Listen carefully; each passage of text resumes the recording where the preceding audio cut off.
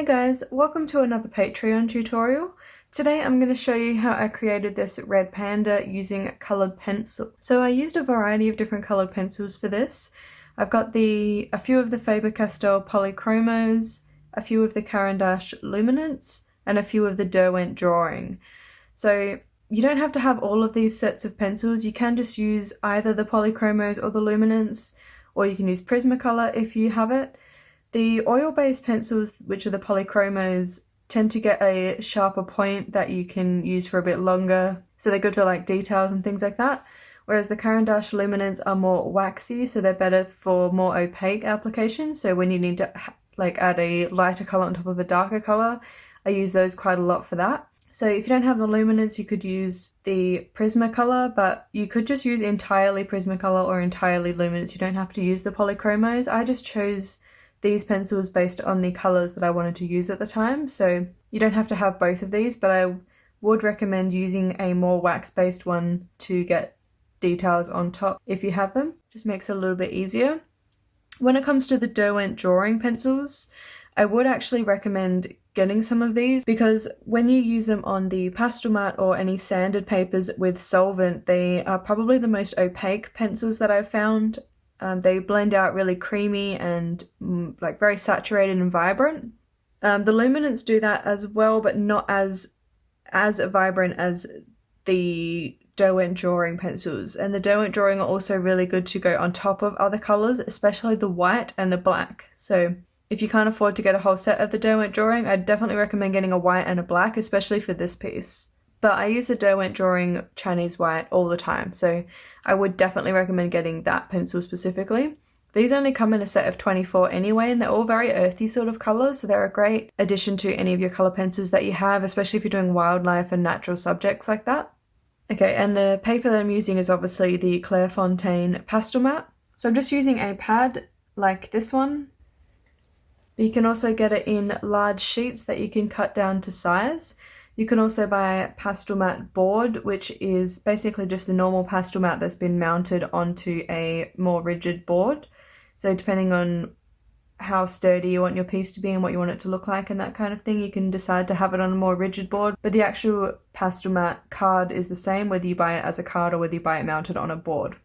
And I'm just using the white colour today. And I'm blending my first few layers using solvent, and I'm using the Art Spectrum odorless solvent, but this is an Australian brand, so you might not be able to get this one where you live, but basically any odorless mineral spirit, odorless solvent, Gamsol, odorless paint thinner, anything like that will work. They all pretty much work exactly the same, and if you want a more natural option, you can get a brand called Zest It. And I think they call it the pencil solvent or pencil blender or something like that. So that's a natural option if you don't want to breathe in excess chemicals. And I always keep my solvent in a smaller jar because there's a few reasons for that. I don't know if you can see in this one on the right hand side, it's got a green tinge to it. And that's because eventually when you use your brush and you apply the solvent to the surface, the pigment can settle into the mineral spirits or solvent that you've got here. So you can actually leave that to settle overnight and then tip out the clean solvent that's on the top to use in a different jar. So you don't contaminate all of your solvent with that green colour, especially if you're trying to go into lighter areas. And also having a jar like this where the lid is easily removable, it means that you can put the lid on and off easily. So when you're not using the solvent, you can just put the lid back on quickly. To apply the solvent, you can just use any sort of brush that's not too soft or not too hard. So you don't want to use those really hard bristle brushes, and you also don't want to use a soft sort of makeup brush or a mop brush because it doesn't really blend out the pigment very well, but any sort of generic oil or acrylic based brush will work fine. You don't want to use an expensive one, and I always keep separate brushes aside for this kind of thing because the solvent, especially on Pastelmat, can damage the brushes. Like mine's really splayed out because it's been damaged by the solvent and using it on the Pastelmat. So I just have a really cheap, this doesn't even have a brand on it, it's that cheap, brushes for things like solvent. And I have a large one that I use for the background, and I also have a smaller one that I use for some of the smaller detail areas. So any shape of brush will do, it's only just to blend out the pigment, so it doesn't matter that much, but I use the filbert shape. And I'm using a kneaded eraser to lift up the initial outline. So I did my outline in graphite. So you want to lift up that outline a little bit so you can just see it faintly on your piece. You don't want to leave it too dark in case it shows through towards the end. So using the putty eraser to press and lift is a great option instead of using a normal eraser. So these kneaded erasers, you don't actually have to rub on your work, so it won't smudge the graphite and it won't damage the tooth of the paper, and also means that it doesn't erase the line completely. So with this, you literally just press down and lift up and it will lift up the outline. So that's a good option instead of a normal eraser for your outline. Okay, and for the highlights and the snow, I used the brush and pencil products. So I just used 2 of them. So the first one was the Touch Up Texture Liquid, and the second was the Colored Pencil Titanium White. And this is a powder in this one. So I basically mixed these together in just a spare lid that I had from a jar.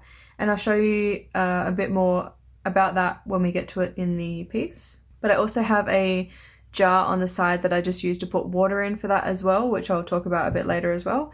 And then I've just got 3 brushes at the top here. The top one is just the same sort of brush as I use for the solvent, so it's just a generic filbert brush. So I just used that brush just to mix up the mixture. And then I used 2 smaller brushes, a number 4 round and a number 0 round, depending on which area I was using it in. So to clean the brushes, I used this brush cleaner. It's by The Masters. And I also have some paper towel to the side that I use to dab off the excess solvent before going into my artwork. So that's everything, guys. Let's get into it. Okay, so I've got my outline here. I'm just going to come through with a putty eraser and just lift up some of that outline so that it's not as dark as this. So I'm just pressing and lifting, and I would recommend using a kneadable eraser or a putty eraser to do this because when you're using the normal, like, harder erasers, you sort of have to rub on the paper, and that usually on pastel mat specifically, it sort of smears the graphite, doesn't really lift it as well, and sometimes it erases the entire outline instead of just lightening it, and also it can damage the paper. So I really like to use these kneadable ones. It also doesn't leave any erasings behind either. So I got my reference down using the projector that I have, and the projector is one of the, like, it's a really cheap one that you use for watching movies and things like that on the go. So I basically just get my general outline down, and then I'll just fill in any of the details with using the freehand method. If you don't have a projector, you can use transfer paper, or if you want to draw your outline freehand, I wouldn't recommend drawing it straight onto the pastel mat because it's very hard to rub out the outline or fix any mistakes. So you want to try and get all your mistakes and erasings and editing and that kind of thing done on a separate piece of paper first. And then when you're ready to add your outline to your pastel mat, you can either use the transfer paper method, or you could turn your drawing over and then rub some pan pastel or soft pastel on the back of your drawing. And you could also do that with the reference photo. You can print that to the same size as your artwork and then rub the pastel on the back of that. And then you can turn it the right way and place it on top of your pastel mat and then just trace around that outline. And that will leave a nice outline to work with on your pastel mat.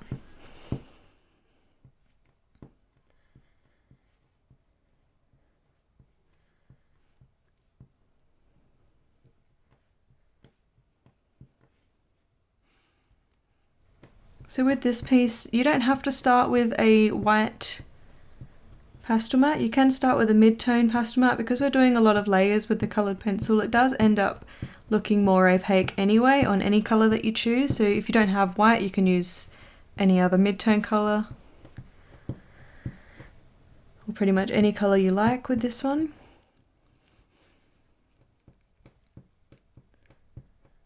But I find that when you use white, the colours tend to be a little more vibrant than if you used a coloured pastel mat.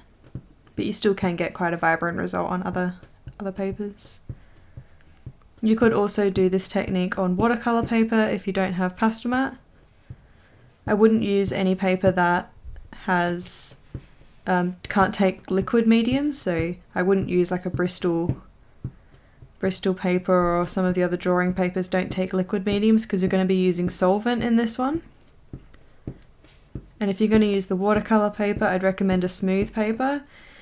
And you will most likely need more layers of colored pencil than what we'll be doing in this piece on the pastel mat, because the pastel mat, the colored pencils turn up quite vibrantly pretty quickly with the solvent on this paper, whereas on watercolor paper you may need a few more layers.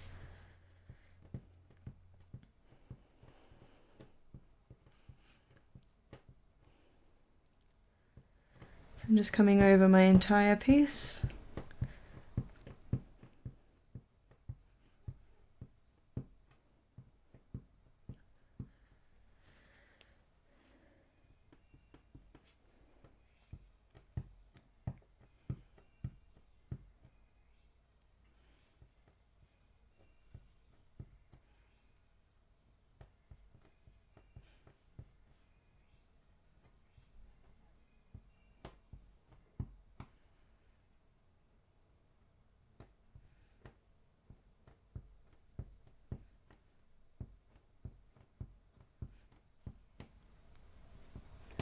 So the pastel mat is probably my favourite paper to work on with coloured pencil. Sometimes I do work on the watercolour paper just for something different. You can usually get a little bit more detail on the watercolour paper. The pastel mat can tend to look a little grainy sometimes, but I find that the colour saturation and the values that you can get on the pastel mat is so much better than what you can get on the watercolour paper, and you can get more layers on this than you can on watercolour paper. So I find that if it does look slightly grainy in the end, that doesn't really bother me too much because I'll be looking at it from a normal viewing distance anyway, so I'm not going to have my nose pressed up against the artwork. I'm going to look at it from a metre or so away, and you won't actually see any of that graininess from that distance anyway.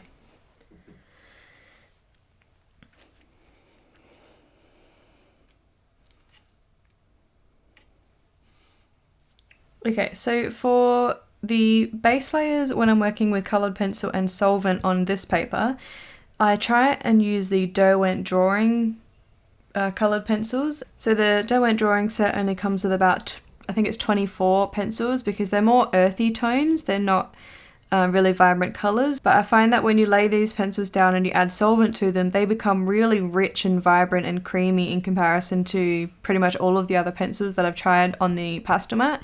So when I'm doing my first layer, when I'm trying to get the colours and the vibrancy and the values right, I like to start out with these if I can, and then I'll move on to another wax-based pencil, because these are wax-based, they're not oil-based pencils, so they're a little bit softer and creamier. And then if I can't get the colours that I need from this set, I'll move on to like the Caran d'Ache Luminance or the Prismacolor. So I'm going to start out with some of the Derwent drawing colours first. And I don't really have the exact colours, so I'm going to just use a little bit of the ones that are sort of close to the reference photo. So I'm looking at the high saturation version of the reference photo, and I've actually changed how I've done that slightly because I've had some questions from a few people on like how do you know how much detail to do in your underpainting basically. So I've made it so that it's a little bit softer, blurrier, more like an underpainting style, because that's when I put the most saturated colours in the artwork anyway. So that's when I'll be looking at the high saturation version. That's usually when I'm doing my base layers, not so much with the detail layers. So this should really help some of you guys be able to see where the sort of blocks of colour are, and you know why, like it's basically very close to what I would follow for my own drawing. So I'm coming in with the Derwent Drawing Ink Blue, and I'm going to start in the background. So with this piece, there's quite a lot of snow and white areas in here, and it's sort of going on like a diagonal direction like this, pretty much down the entire piece. So I'm actually going to do my pencil strokes in that sort of direction. And because this colour is quite a dark colour, I'm not going to put this everywhere. I'm just going to really lightly add this to some areas of the background. I want to give a more sort of textured effect. Like the background is all sorts of different colours, lots of blues and purples and whites and that in there. So I'm varying where I'm going to be putting the colours for the background.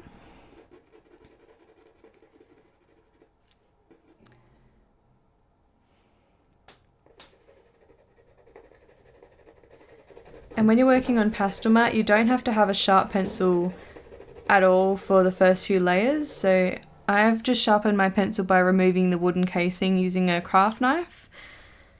And I'm just very gently coming in on the side, and I'm almost letting the pencil just sort of glide across the top of the paper. I'm not pressing very hard at all. I'm just holding on to the end of the pencil so it has a really light pressure. If you hold it really close to the end of the pencil, you will end up doing harder lines and it will be harder to get a really light layer. So I find that by holding it further back on the pencil, it sort of forces you to get a bit of a lighter hand on there.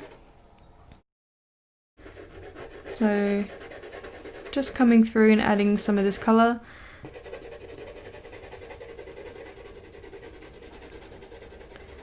Throughout the background.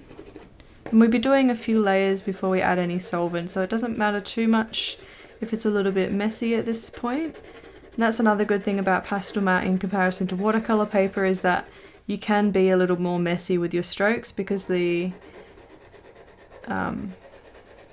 solvent helps to blend it out a little bit better. If you're working on watercolour paper, you can't be this messy because the strokes probably will show in the end. But that being said, you do want to keep following the direction of the area that you're working in. So if you're working on fur, you want to make sure you're following the direction of the fur, just in case any of your pencil strokes show through. And in this case, I'm following the direction of the snow in the background, just so that it stays cohesive and so that the pencil strokes are going in the right direction in the end.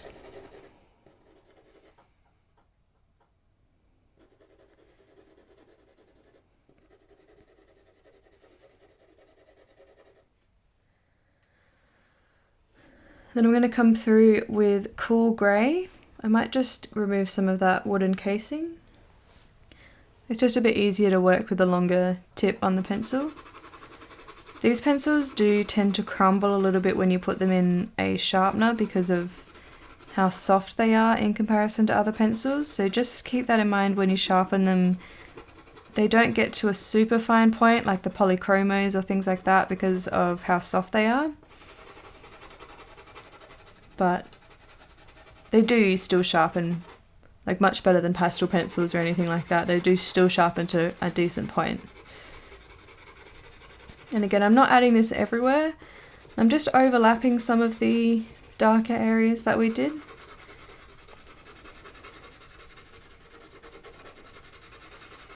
Just because that will help create a more variation in the colours when you overlap them.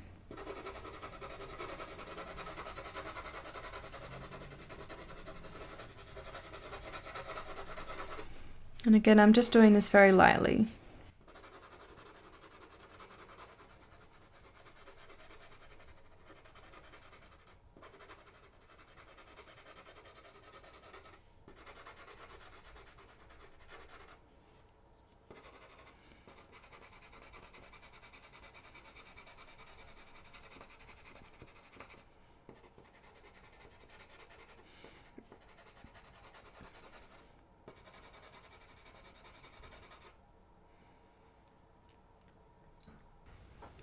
And I'm coming in with smoke blue.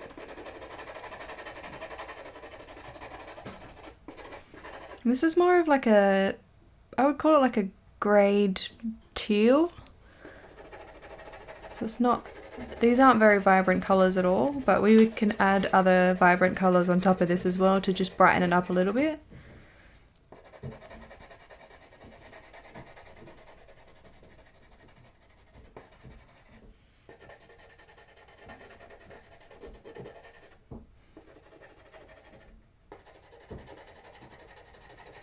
And also the background is more of a blue colour, not a green colour, so I'm not going to add too much of this as well.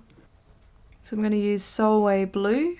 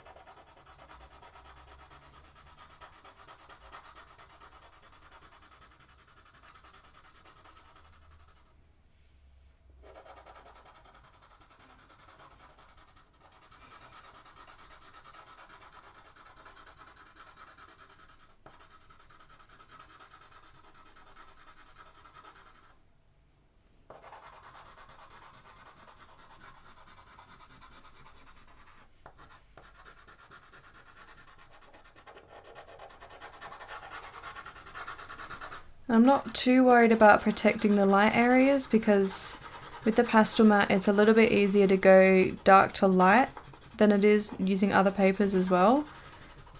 Also, there are other techniques we can use to get these lighter snow in. I'm just trying to get the general gist of the varied sort of colours in the background. Okay, I'm going to use a touch of Mars Violet. It's a little bit of this purpley sort of colour, but I'm just going to use it very slightly. It's quite a dark colour, it's almost brown.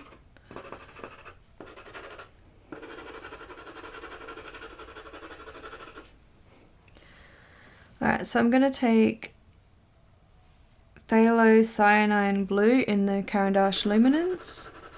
And I'm just going to come over a lot of the darker areas with this pencil. Again, I'm just going very lightly.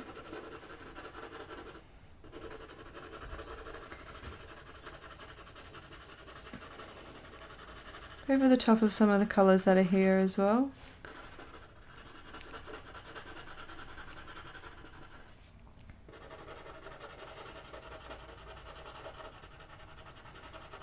And so the darker areas for this piece are mainly sort of along the top, down the edges and towards the bottom here. There's quite a lighter section towards the middle. And that's usually the type of composition that I like as well. So having the darker bits around the edges helps sort of bring the viewer's eye into the center of the piece.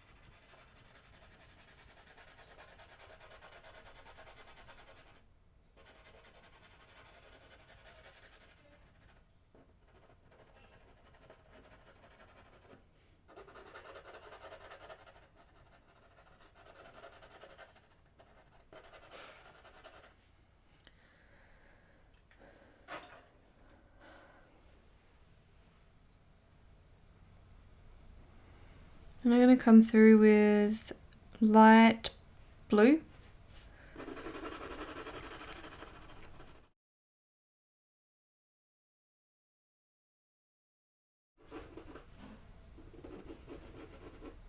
Some of the names of my pencils are a bit faded, so they're a bit harder to read, but that's why I pause sometimes when I'm reading them.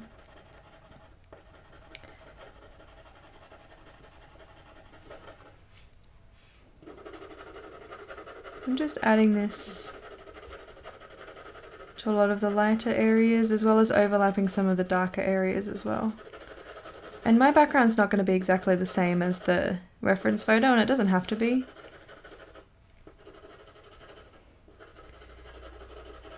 But I liked the contrast between the blue and the orange because on the colour wheel the blue and orange are opposite to each other, which means they'll complement each other nicely, basically.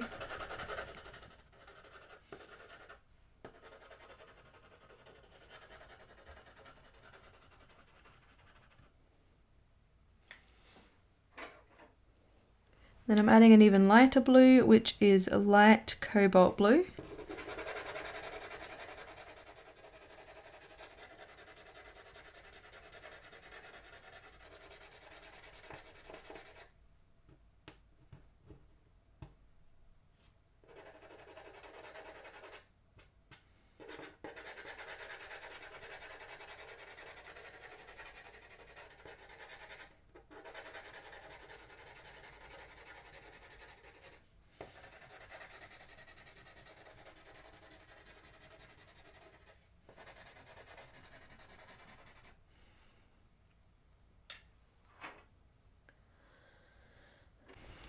Then I'm actually going to come through with the Derwent Drawing Chinese White, and I've just got it in a pencil extender here, so when your pencils get a little too short, you basically unscrew this and slide the pencil in, and then screw it tight so it doesn't move.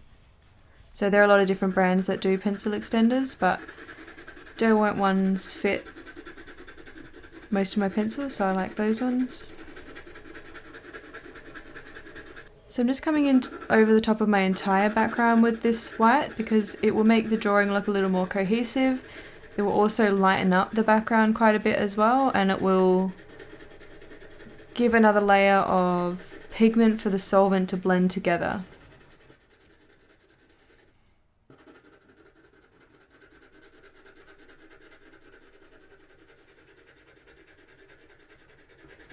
So I'll just come over the entire background, again doing it very lightly, and once I finish there I'll come back and we'll go through the next step.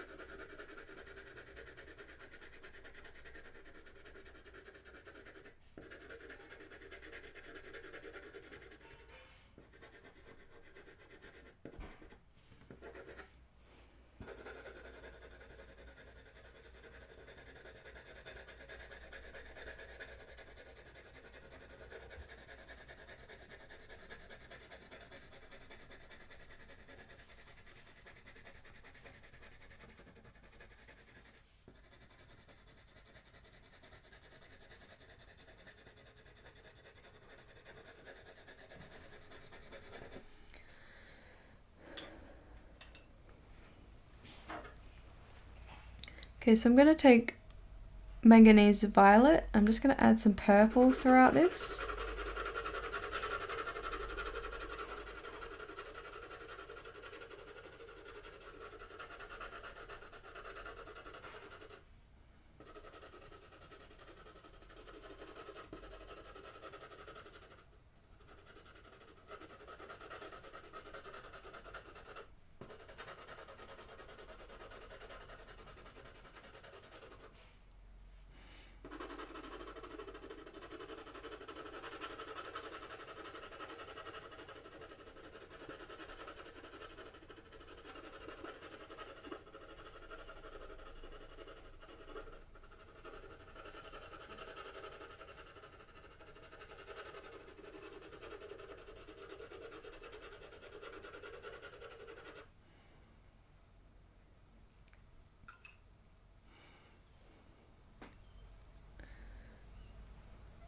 Okay, and I'm going to come through and do the base layer on the red panda as well before we start blending it out. So I'm going to start in the lighter areas with yellow ochre, so the lighter yellow areas basically, so that's sort of around the edges of the red panda here, and I'm just still going in the fur direction, but I'm not being too careful with my strokes. So just looking for where the sort of lighter yellowy orange parts are. And I'm using the high saturation underpainting reference photo that I've attached there.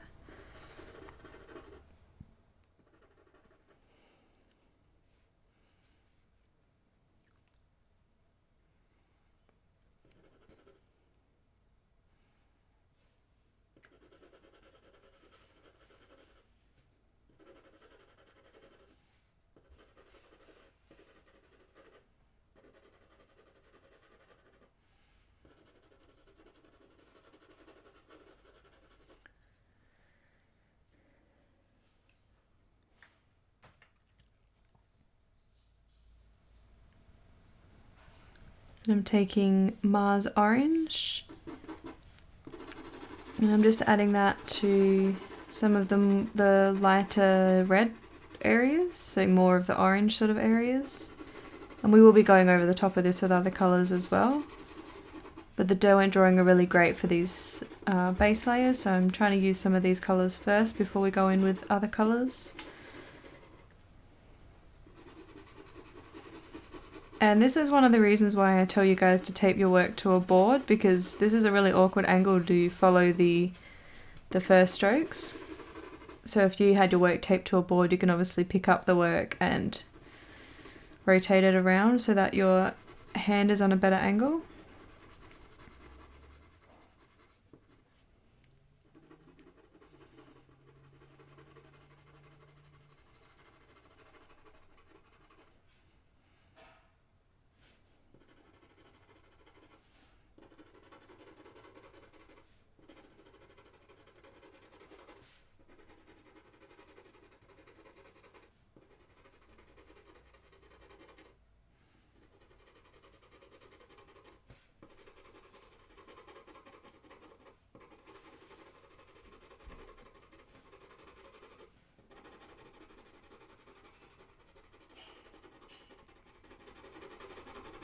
So I am being quite messy with the strokes.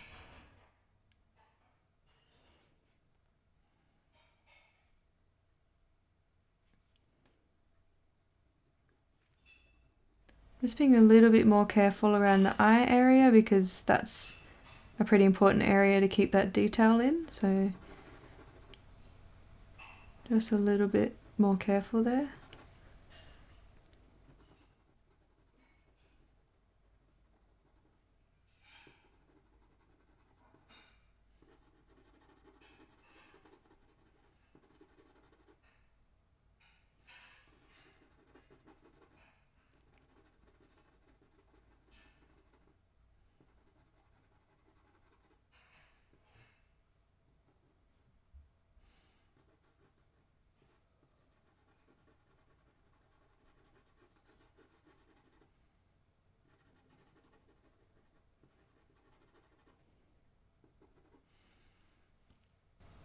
I'm going to take Ruby Earth and I'm going to use this in the darkest areas. The darkest areas are actually really dark, they're almost black in some areas of the red parts of the fur, but I'm going to come in with this colour first because I don't like to leave black just black. I like to add in other darker colours in there as well, so I'll probably add in some blues as well throughout some of these areas. But I also like the dark browns and reds and things like that to mix in with the black, because if you just leave it black by itself, it can look a little flat.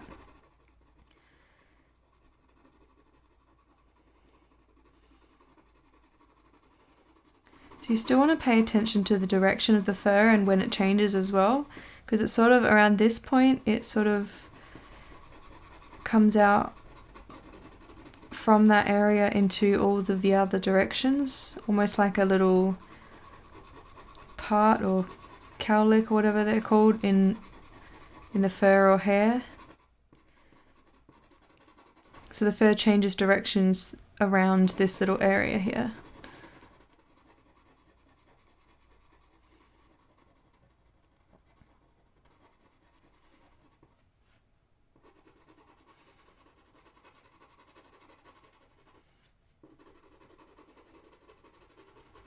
And in this base layer, it doesn't matter too much when you're working on pastel matte about the length of the strokes in the base layer, especially with something like this where we're going to be adding a lot more layers.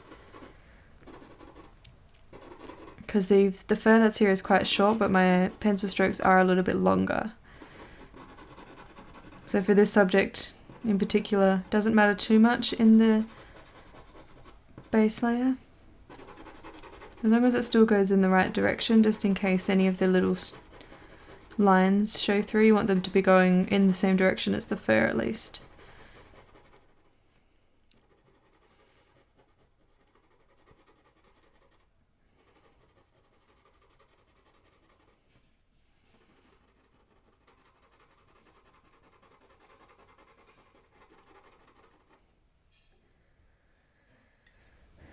Okay, in the areas that are black, I'm going to start with the ink blue. So this leg, or all of the legs, the one on this side I'm starting with. And this one sort of disappears into the tree branch because of how dark it is. So I'm just going to sort of bring it down a little bit. And I'm just going to add a little bit of this colour in the middle of the fur here as well, where it's a little bit darker. And this is just one of those colours that will be mixed in with the black to make it look less dull. So you won't actually see too much of this colour towards the end. And I'm only adding it sparsely, like I'm not pressing very hard at all. And I'll be going over the top of it with black. I'm coming into this front leg here. And there's another back leg just here as well. You can't see too much of it in the reference photo, and also it's quite dark as well.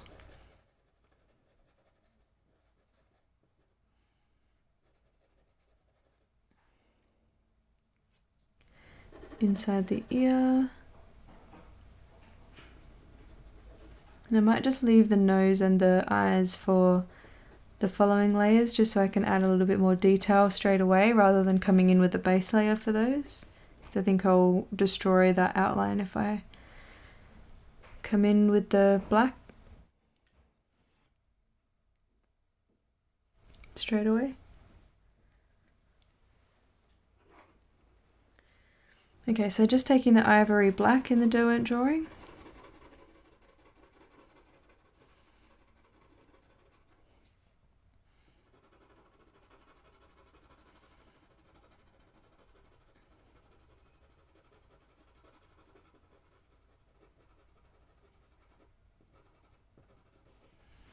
I'm sort of being careful to where there's the claws are, because the claws are actually more of a reddy purple colour. I don't want to lose the place of them too much with this colour. So again, I'm just coming into some of the fur here with the black, just very lightly, because there's not too much black in the fur, it's just very subtle. There's a little bit going down the tail here. And then on the end of the tail.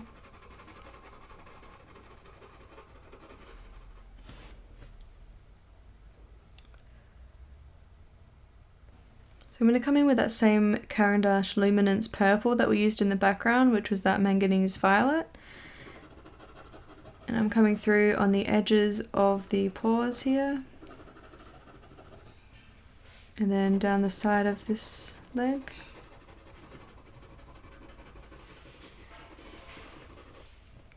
And there's a little bit throughout the fur as well. So I'm just subtly adding this where I can see a little bit of purple. It will mostly be blended out anyway in the following layers, but the more colours that you can add throughout the process, the more depth the painting's going to look anyway. So I'm just adding a little bit of this colour throughout.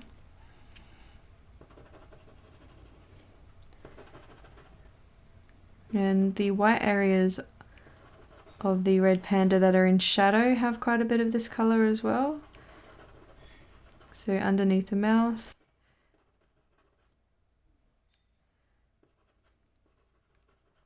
Inside the ear there. And the cheek.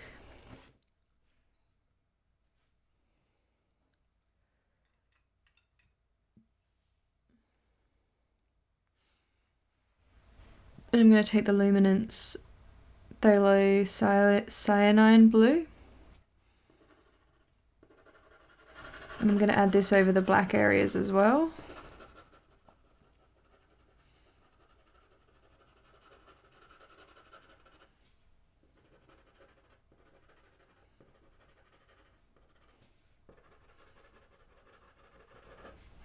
Again, I'm still pressing very lightly.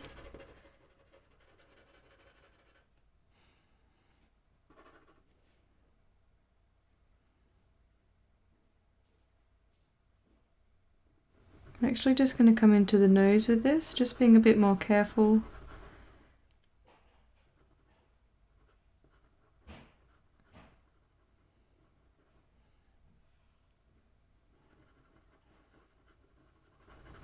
in the mouth.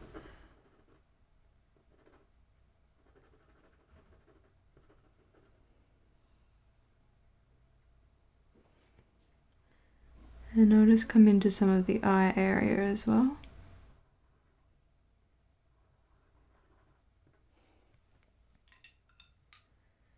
I'll just go over the top of those with the ivory black, and we can adjust the values in the next few layers. Just going to get a base color there.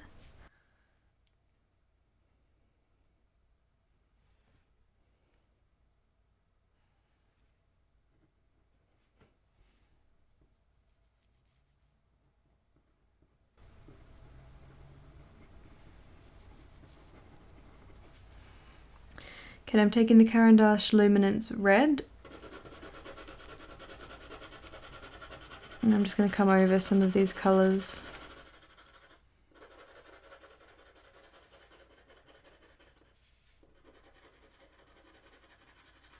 And just start making them a little more accurate, because obviously the Derwent drawing, there's only 24 colours to choose from, so we have to lay out other colours on top to make them look a little more accurate to the reference.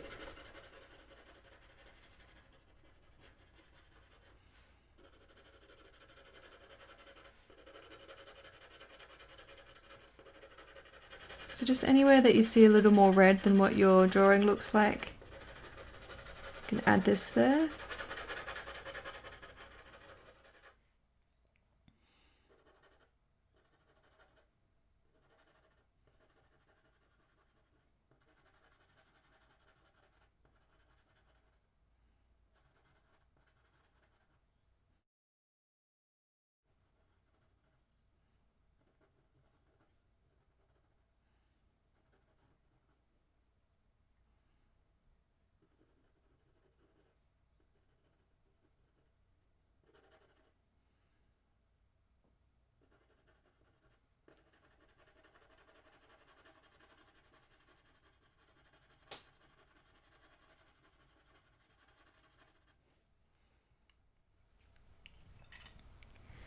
Then I'm taking the Caran d'Ache Luminance Orange and just doing the same thing.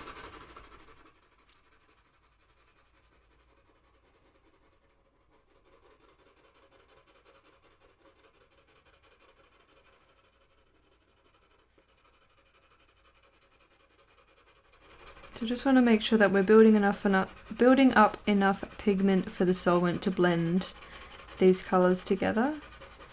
The main reason that the solvent doesn't blend very well, like a problem that people seem to have with the solvent, is that it still looks grainy once they've blended it, and usually the problem is because they haven't got enough layers of pigment down before they go in with the solvent. So you want to make sure that you have 2 or 3 layers at least with the pastel mat. If you're working on watercolour paper, you'll need even more than that.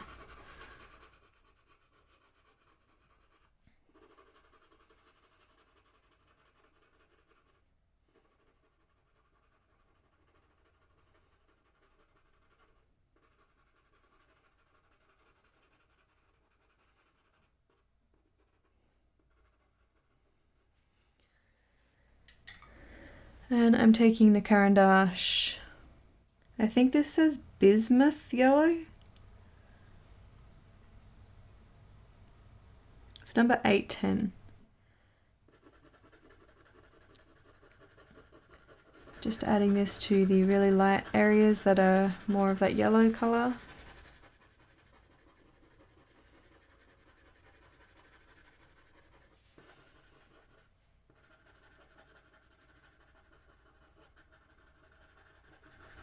And tinting any of the other areas that seem a bit more yellow.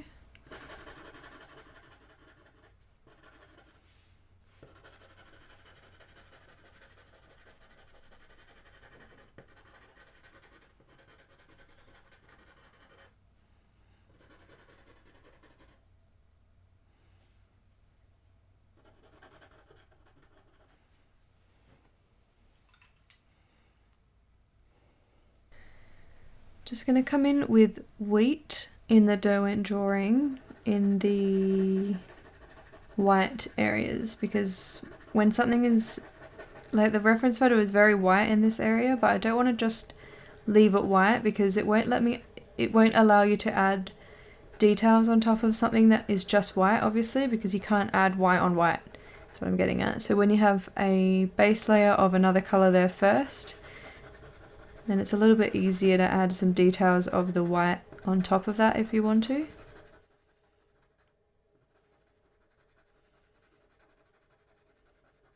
So we're just hinting at more of a cream color instead. Okay, I'm also going to do the branch. So I'm going to start with the Derwent Drawing Chocolate, which is just a really dark brown. And the Derwent Drawing set, even though there's only 24 colours, I find that by layering a few different colours, I usually can get the colour that I need with these colours. So even though it's a very limited amount of colours, it's really great for wildlife and natural sort of subjects. I'd recommend getting the set of the Derwent Drawing because it just really makes the process a little bit quicker as well. The colours are just so opaque that when you blend them with solvent, it really makes the process quite a lot quicker when you're working with coloured pencil. So I'm basically coming into the darkest areas with this. I'm not too worried about the pencil strokes for this because it is a little bit varied because it's a branch, but I'm sort of following the direction of the branch.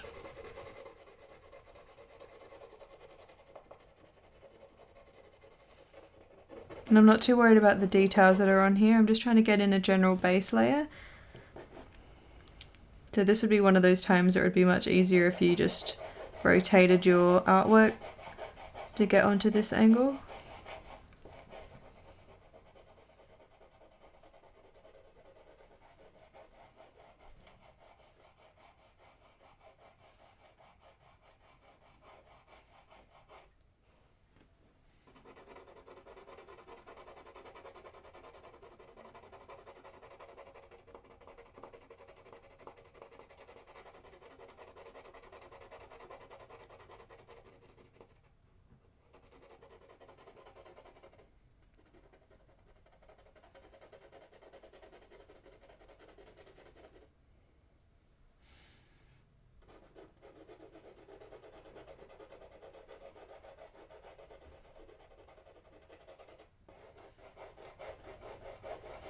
So I'm just adding some very messy lines that are going down the branch lightly towards the top. I've added more of the chocolate towards the bottom here, and the same on this side.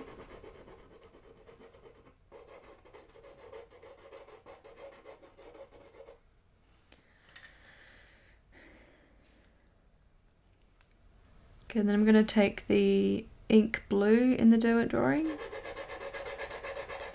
and I'm just coming over the top of that chocolate, then also up into more of the top part of the branch as well. Because this branch isn't really brown, it's more of a blue, grey, purple colour. It does have a little bit of a brown tinge to some of it, but it's mainly not brown.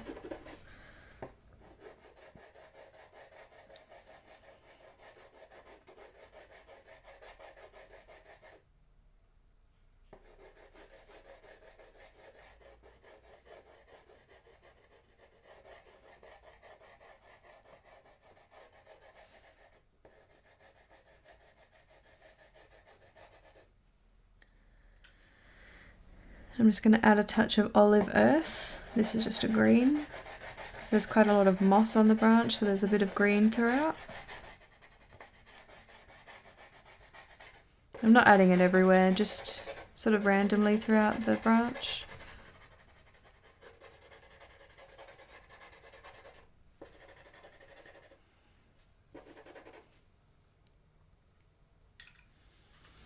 I'm going to take the purple that we used on the background and the red panda, so that's manganese violet.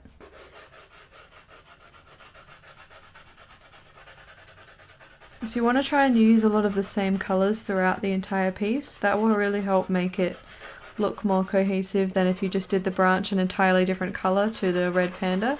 So by adding some of the blues and the purples and the reds and that kind of thing throughout the branch, that's going to make it look like a more cohesive piece of artwork. Even if there isn't a lot of those colours in there, you can subtly add them in.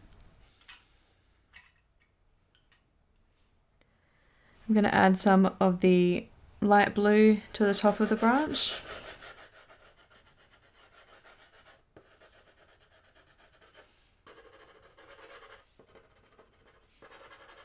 Just a little bit throughout.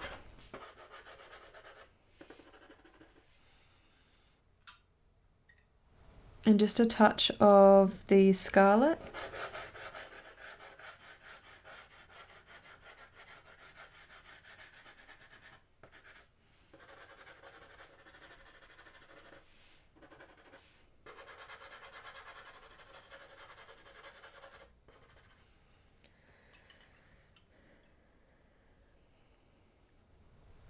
And the cyanine blue.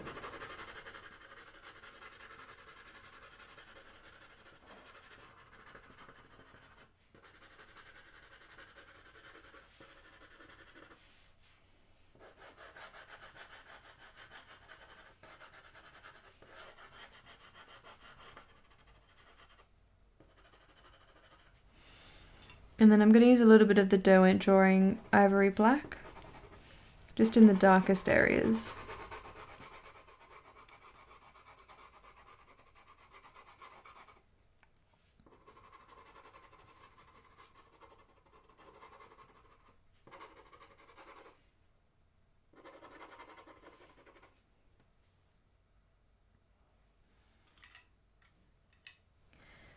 I'm going to take the chocolate and just get in this branch as well.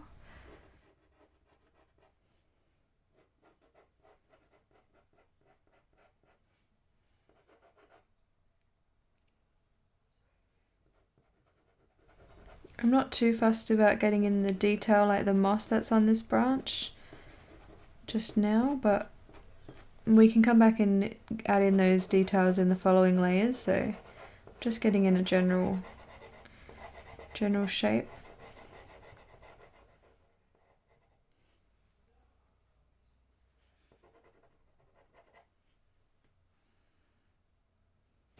Okay, so I'm going to start coming in with the solvent. So I'm using a size 10 filbert brush, and this doesn't have a brand on it because it's a really cheap brush that was made for like oil or acrylic, like a generic brush. You don't want to use an expensive brush for this because it does get damaged when you use the solvent, especially on pastel mat. So don't go and buy an expensive brush for this.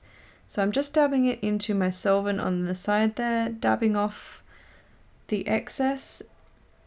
And I'm just going to come into the artwork and I'm going to follow the direction of those strokes that I was doing in the background as well. So, and when you run out of solvent, you can come back in and grab some more.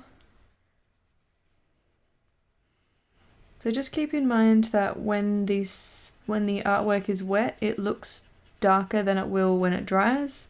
It also actually looks smoother when it's wet than when it dries, so don't be surprised if it's a little bit grainy in comparison to what it looked like when it was wet once it's fully dried.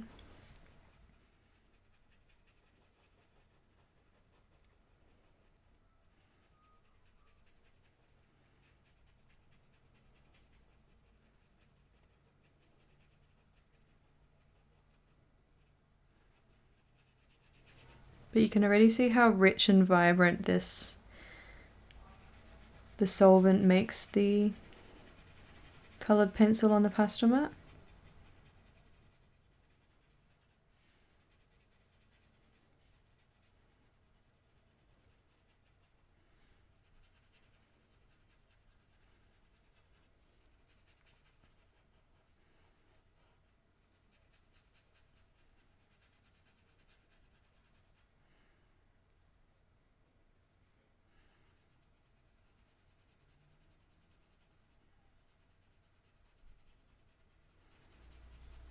And you can come back and forth over some areas to make it blend together a little more.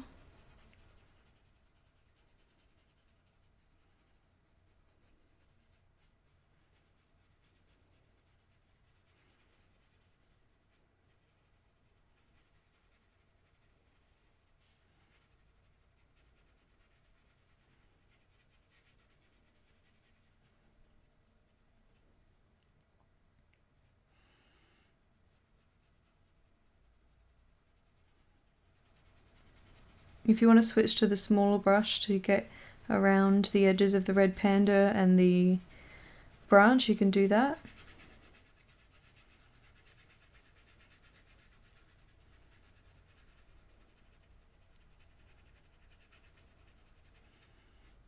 So just keep in mind that the brush strokes that you do can show through in the end, so make sure that you are going in the direction, or at least if you, like on the edges here, I'm sort of going up and down, but then I'm smoothing them back into the right direction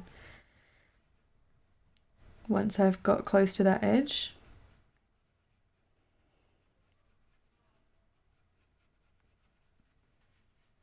Because the brush strokes do show through. But we will be adding another layer on top anyway, so it's not that much of a big deal.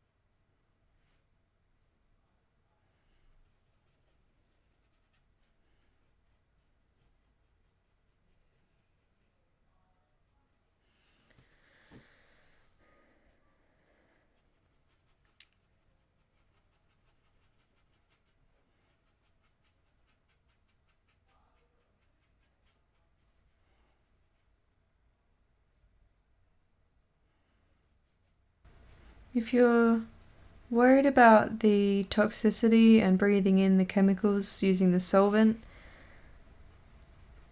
you can use it's called Zest It, it's a pencil blending liquid just like the solvent, but it is natural. And that works quite well. But honestly, the amount of time that I have the jar open, it's really not that much. I close the jar as soon as I'm done working with the solvent. It's not like when you're oil painting and you have the solvent open the entire time.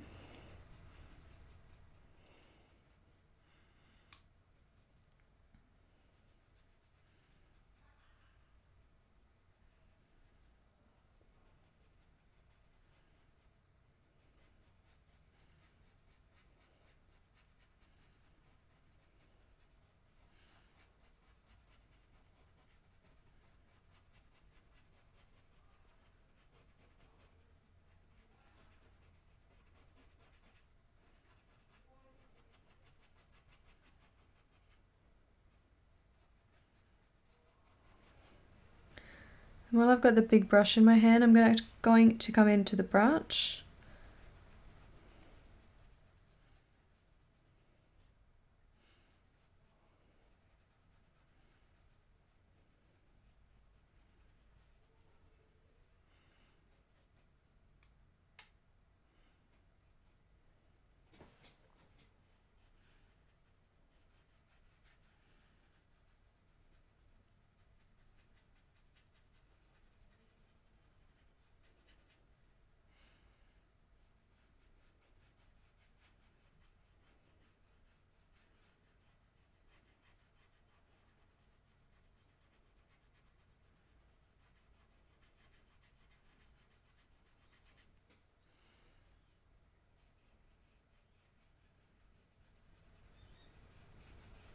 If you put too much solvent down, the pigment, you sort of end up moving the pigment entirely, so it ends up looking very light in that area because you've sort of pushed the pigment around with the solvent instead of blending it into the paper.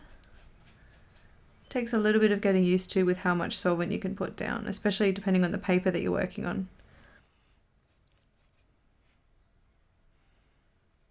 The Pastelmat can take a lot of solvent, but it's still, if you add too much, it does push the pigment around a little bit.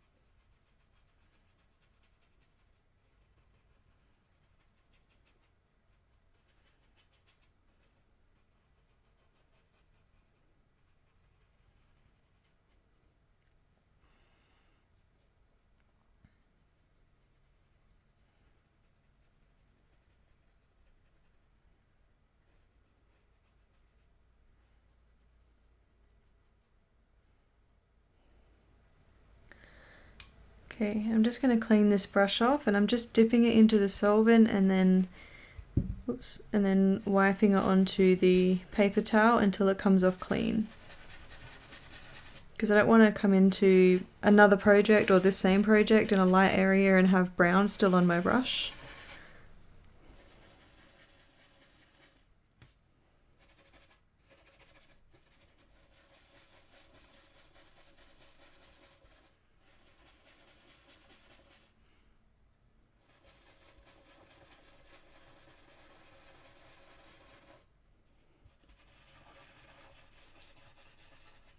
Okay, then I'm coming in with the size 4 brush. I'm going to start on this lower leg here before the branch dries, because this colour of this leg blends into the darkness of the branch here in the reference photo, so I'm just going to blend that in.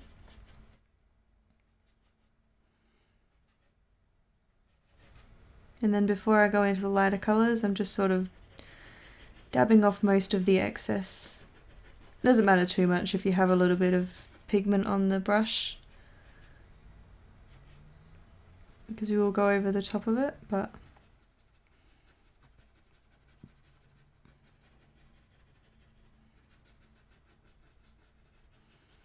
starting out with that lighter sort of yellow.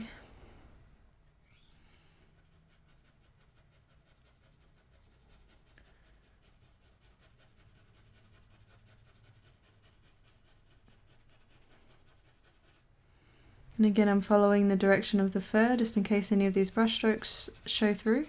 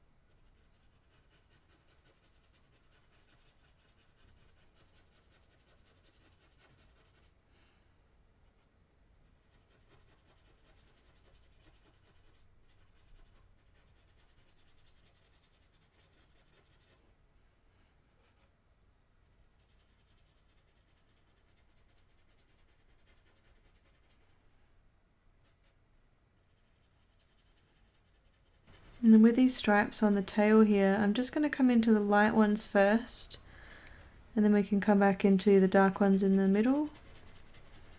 These.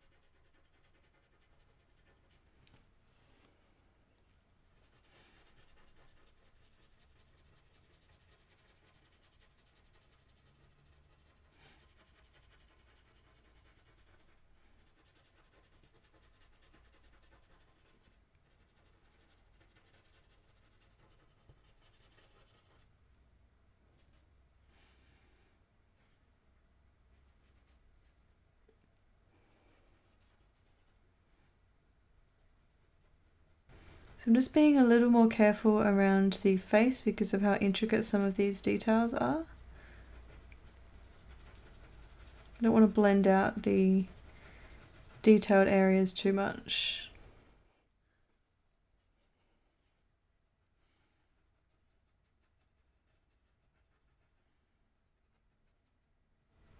And I'm just coming into all the lighter areas first.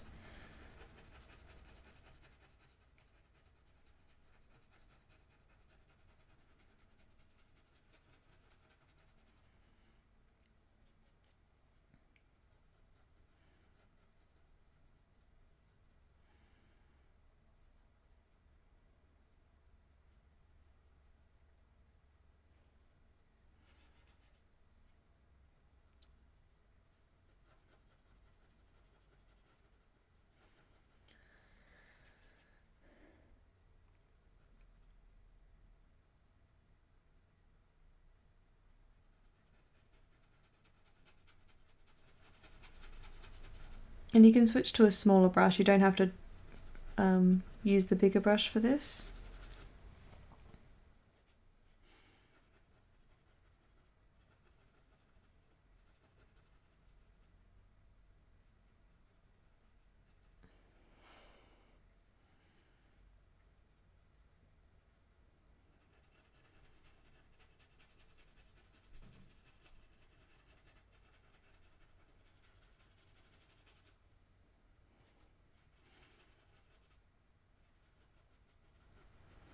But this base layer is just about blocking in the main colours so that you have a nice layer to work on top of.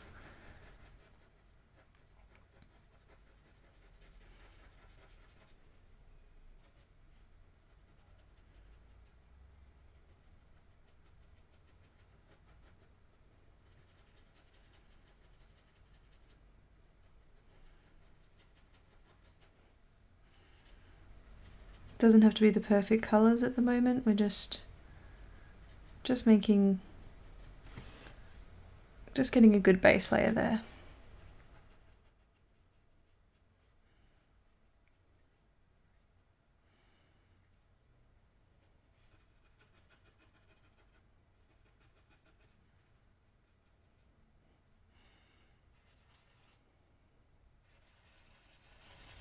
And I'm just cleaning off this brush.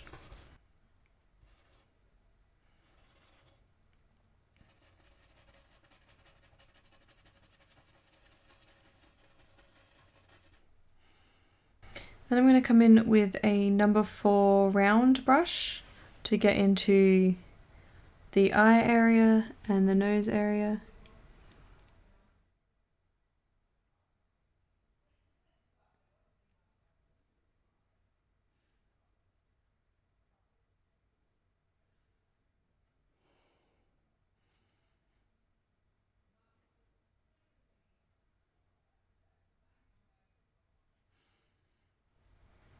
And also this branch as well.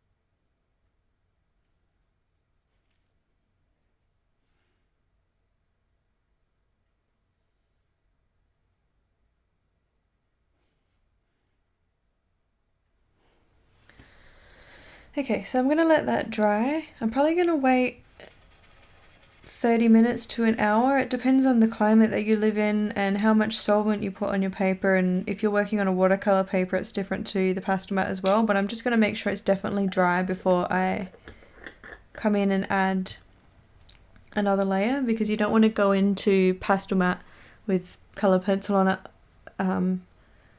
Like, you don't want to go onto a damp piece of paper with your next layer basically. So I'm going to wait quite a while for that to dry and then we'll come back and add the next layer. Okay, so I'm just going to work on the background, and in this layer I'm coming in with the Derwent Drawing Chinese White. And I'm just going to add a fair amount more white in this layer than the last layer. And I'm still following that direction of where the snow is.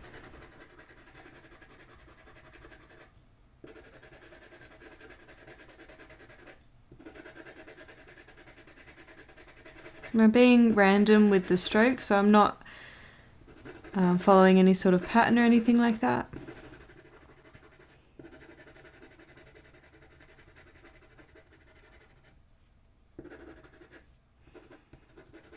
So some areas are a little bit lighter than other areas.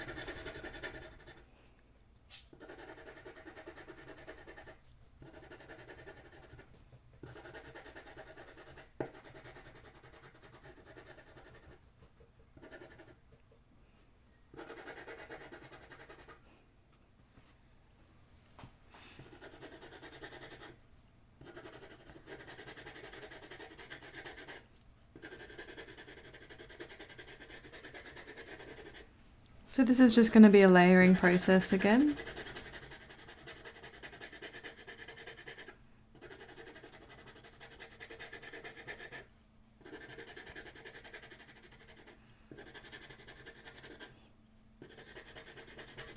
And again, it doesn't have to be the same as the reference photo. Just trying to get that general gist of the direction of the snowfall and that kind of thing.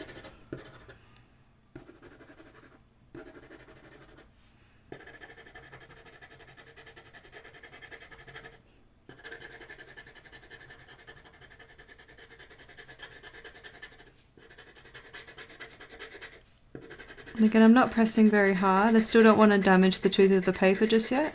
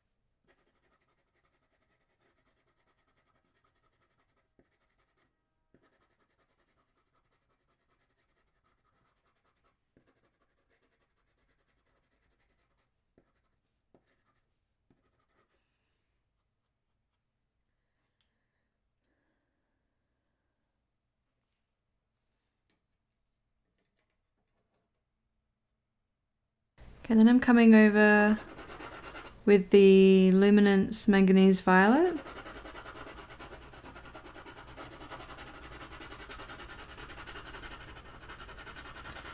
And I'm going to add a little bit more of this in this layer than I added in the last layer because I want it to be a little bit more on the purple side because right now it's quite blue.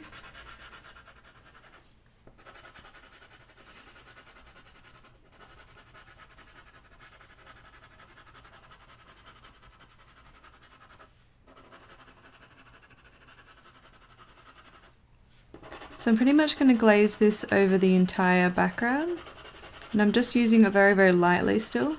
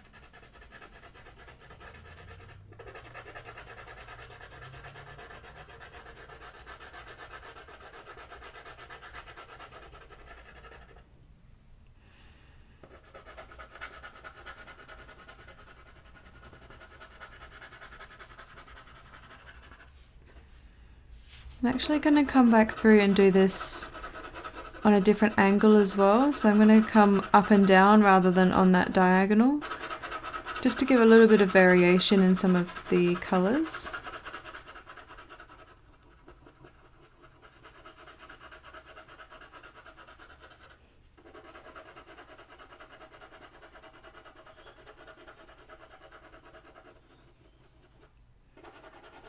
But again, I'm still doing this very lightly.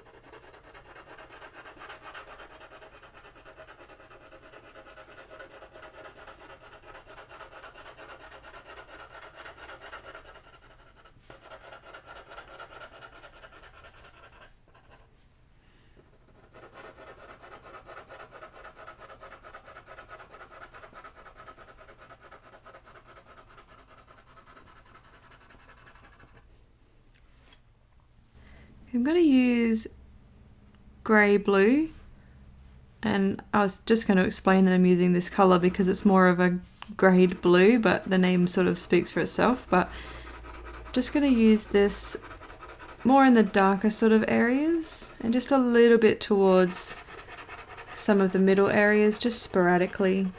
And I'm doing this up and down. And also I'll come back over the top and do a little bit of a diagonal colour with this as well. And doing it both directions just helps to sort of saturate that colour a little bit more. So it helps add a little bit more of this colour basically.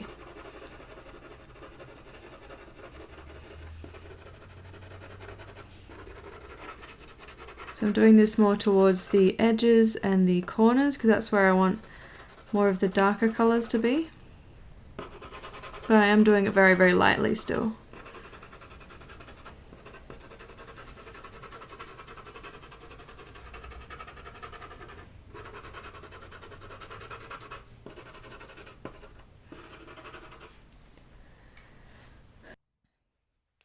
Kind of coming in with Payne's Grey in the luminance.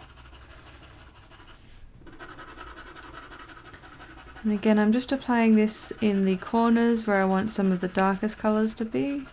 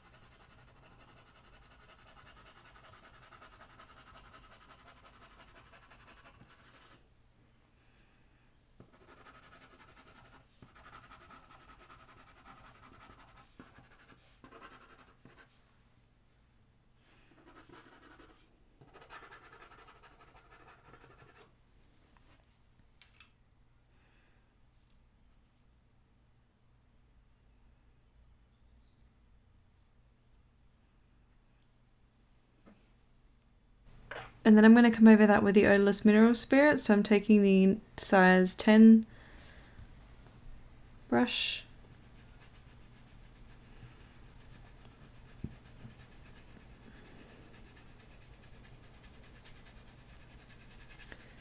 just going to blend this out.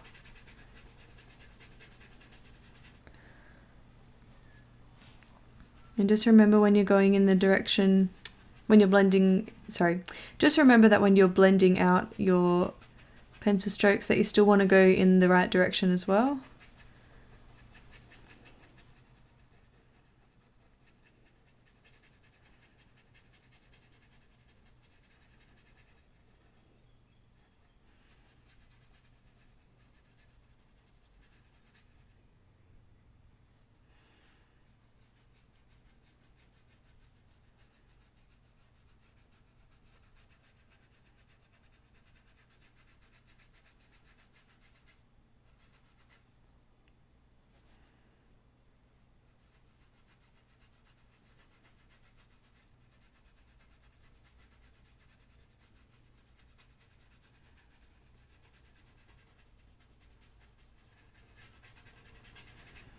So I'm just going to blend out the entire background and then I'll come back to you for the next step.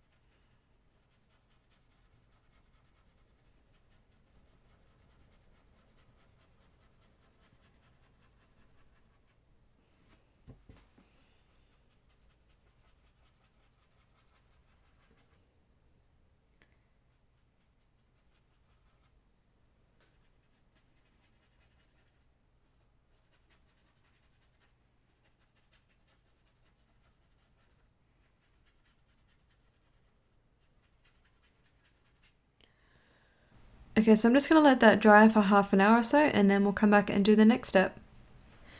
Okay, so I'm just coming in with the Caran d'Ache Luminance White, and I'm just using this one instead of the Derwent Drawing because it can get a little bit of a finer point.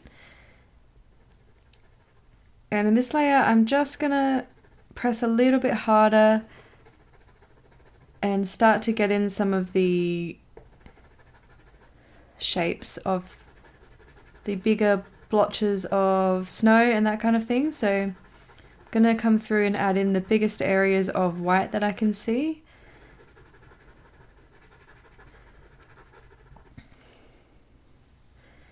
I'm also going to add in other little bits here and there as well. Just trying to get that texture of the snow on top of the background here.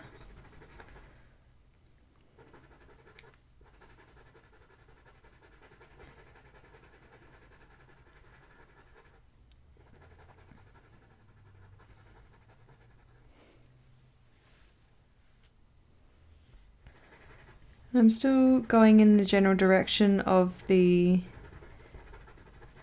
snowfall.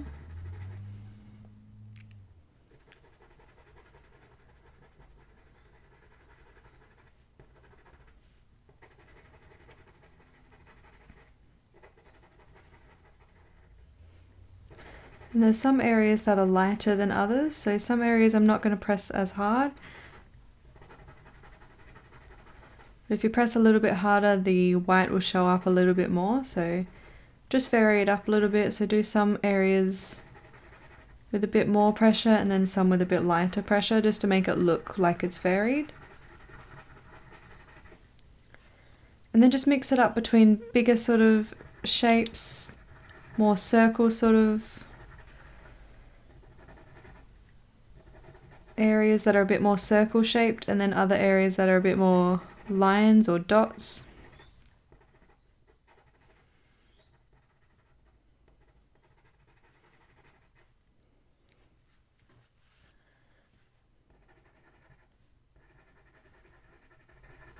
And I'm just rotating my pencil in my hand to try and keep a bit of a sharper point throughout this process.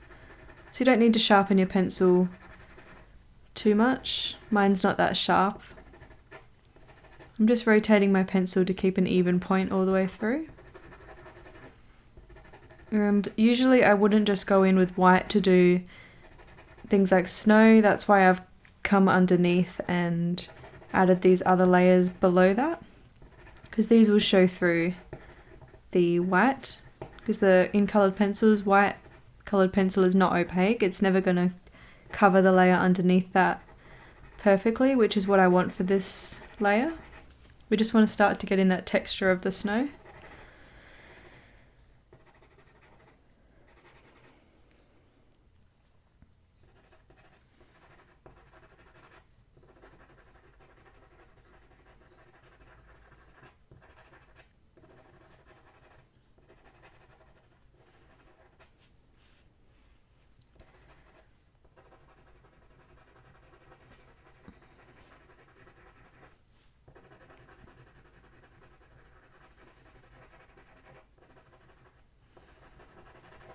And then the areas towards the corners where it's a little bit darker, I'm sort of doing them a little bit more spread out and a little bit lighter so that the area sort of stays a bit darker.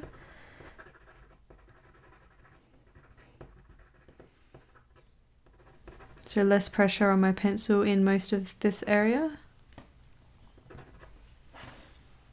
But you still want to vary it a little bit so that some of the brighter pencil strokes are there as well. Just mostly the sort of lighter pressure, so it shows the background through a little bit more. I'm just leaning on a paper towel because I had some to the side here, but you can use tracing paper or glassine or just any sort of piece of paper actually on, just to lean your hand on, because it just stops your hand from smudging any of the work or spreading the coloured pencil anywhere.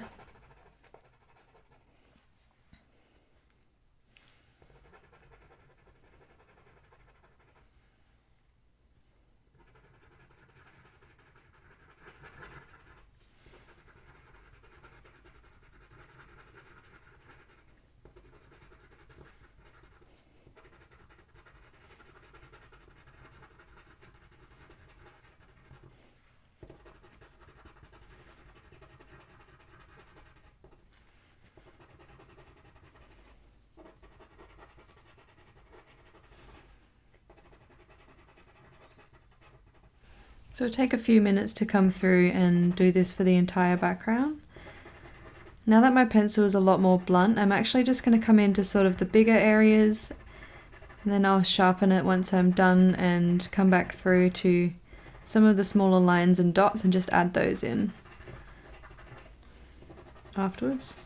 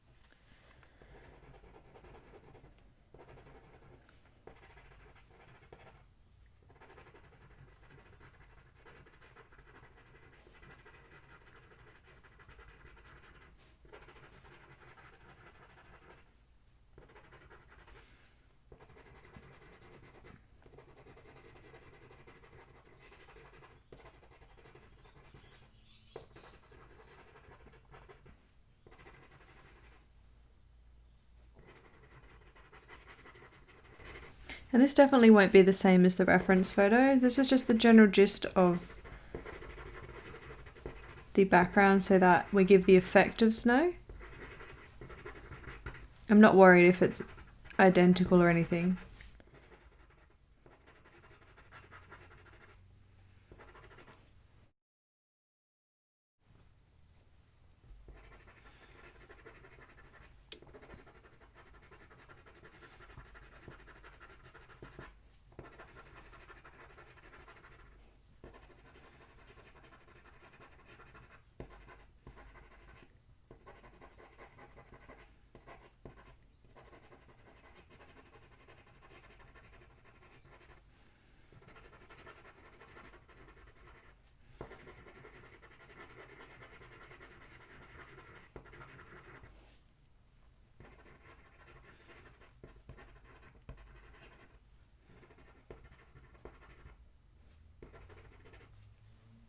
So depending what I'm doing with my pencils, I'm either going to sharpen it using a manual crank handle sharpener.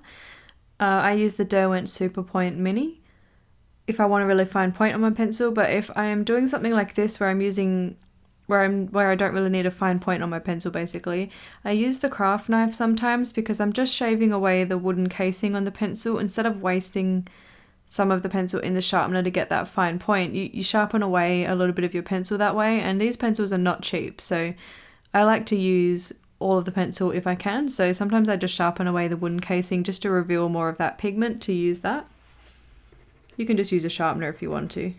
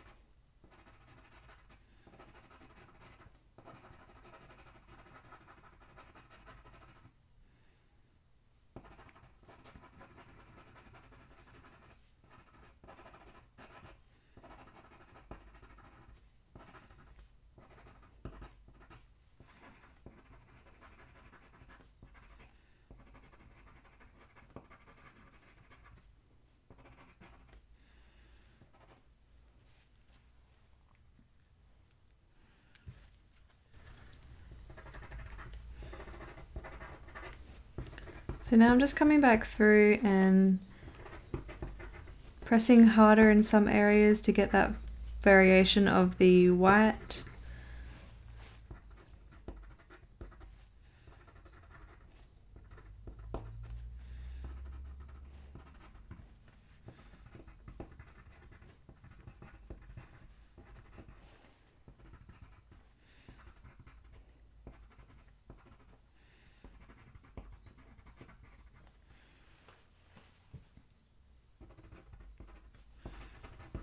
And we'll come back through with another technique towards the end just to really hype up some light areas in the background as well. I'm just going to take the Derwent Drawing Chinese White and come over the top of some of these to make them a little bit more opaque, because this coloured pencil is the most opaque white pencil that I've come across. So just bringing out some of the lighter areas.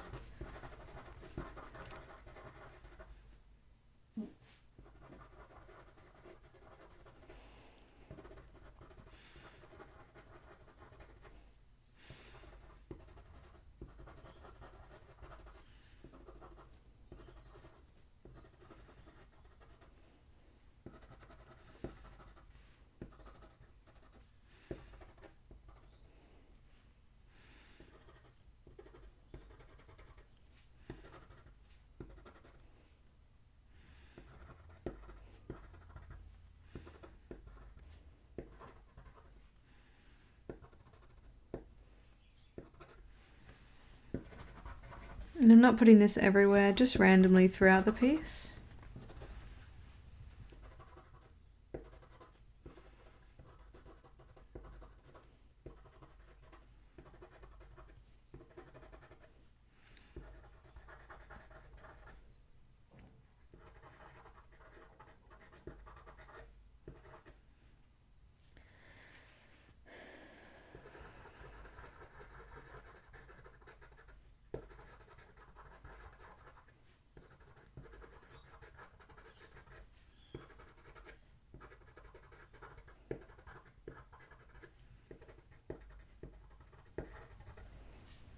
So you just want to give that variation between some of the lighter areas and some of the darker areas.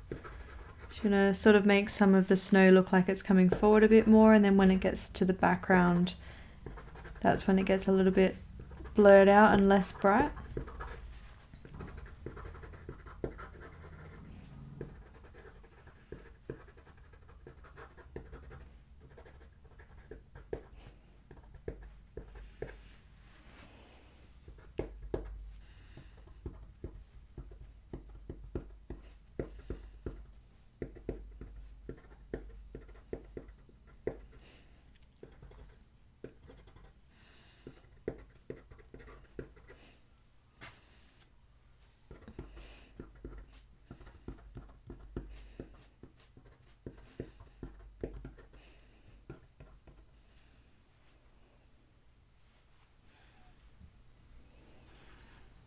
Okay, so in this layer, I'm actually going to come through with the cold grey one in the Faber-Castell Polychromos.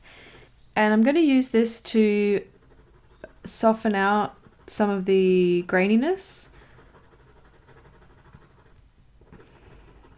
So I'm coming over a lot of these white areas that look really grainy, and you don't have to press too hard, just sort of like a medium pressure, and it will help blend out some of that graininess. And it's up to you how long you want to spend on this part, because for me, I find that if I'm standing at a normal viewing distance and I can't really see that graininess, and then I'm not going to worry too much about it. But some people like things to be a little bit smoother, so if you want it to be a bit smoother, come through with this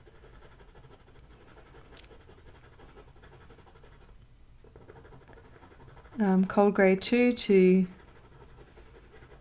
sort of just blend that graininess out a little bit.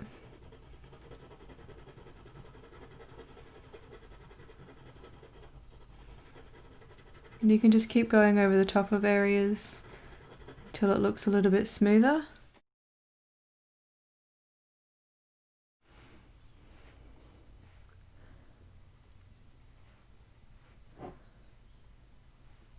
So I'm just going to keep coming through the entire piece and smoothing out anywhere that looks grainy, and then I'll come back and do the next step with you.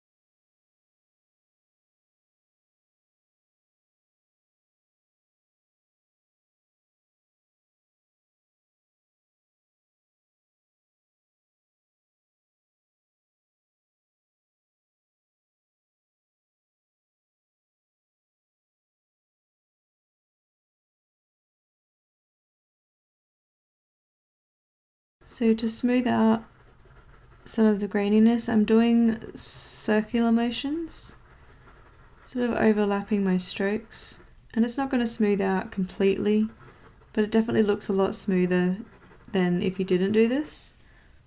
But again, it's up to you. If you want to do this to the background, you don't have to, you can just keep it as it was.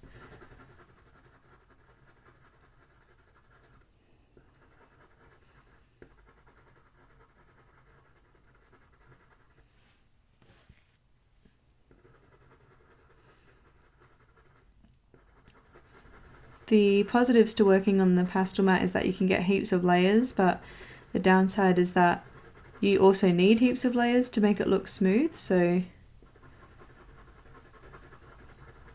sometimes it just takes a little bit longer to get that smooth effect if you want one.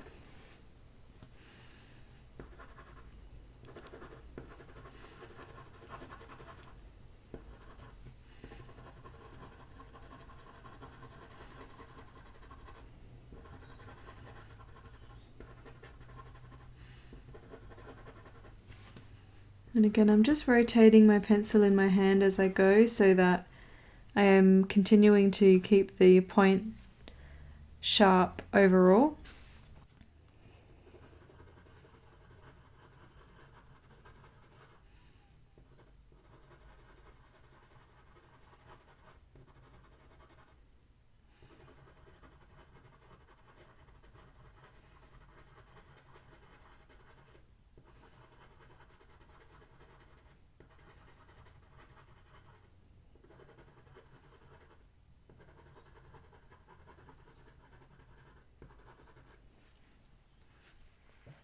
I'm just going to keep going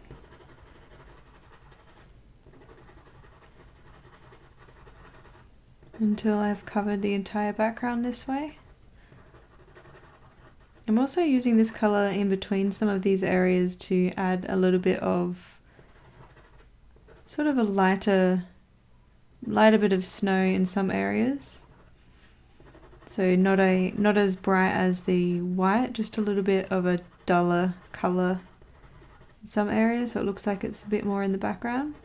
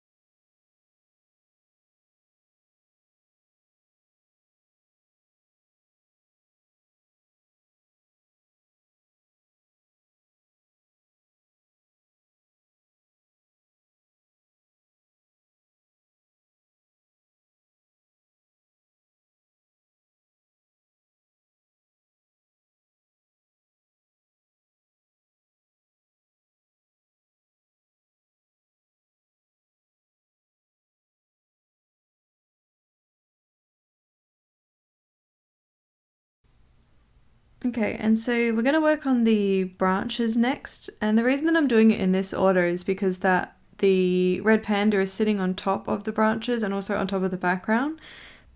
So if you started with the details on the red panda first, you'll end up having this sort of halo effect around the red panda because you sort of have to stop the background right where your details end. So this way you can actually put the fur details over the top of the background. So it will be the same reason that we're doing the branches for. So we're going to do the branches first because it's sitting on top of those branches. Okay, so I'm coming in with the Carandash Luminance in the white again. And I'm just going to add in some of the texture that's in this branch. So coming through and just adding some of these textured lines that come through. So these are just sort of random. You don't want them to be uniform or anything like that, but they're just going to help give that texture of the branch.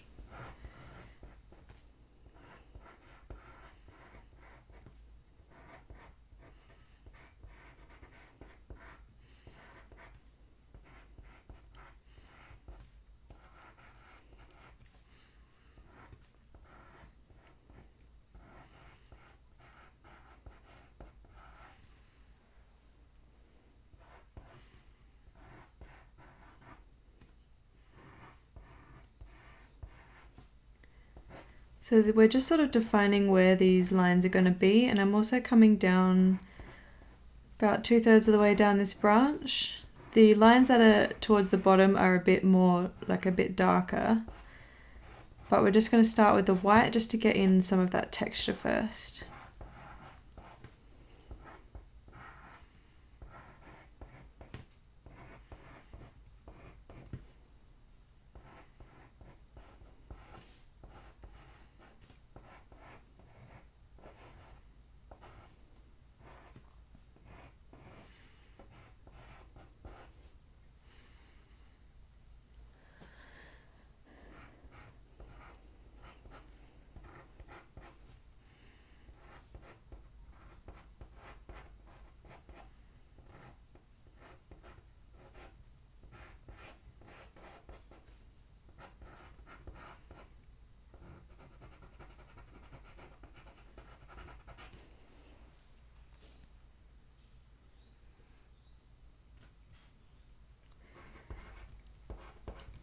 And coming over on the other side as well and doing the same thing there.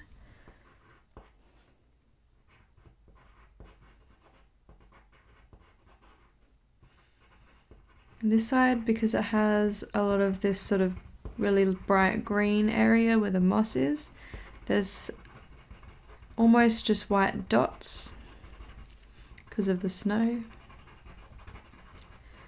So I'm just coming through and adding some of that texture.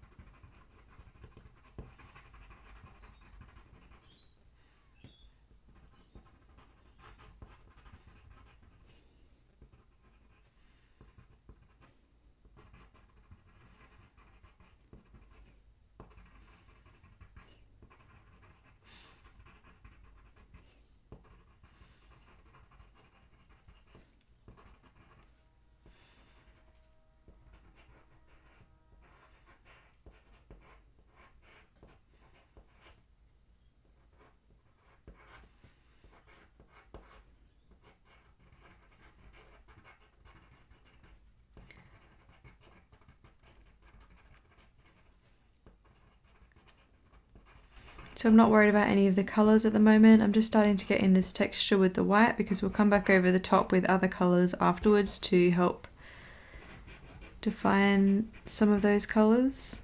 At the moment we're just trying to get in some of the texture to work with.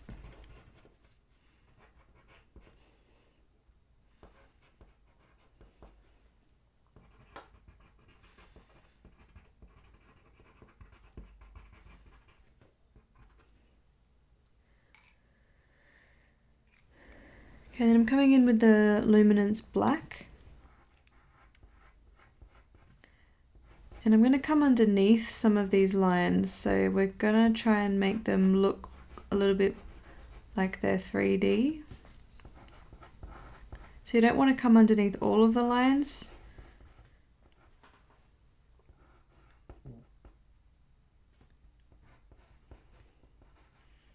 Just pick a few here and there to start to define some of these shadow areas.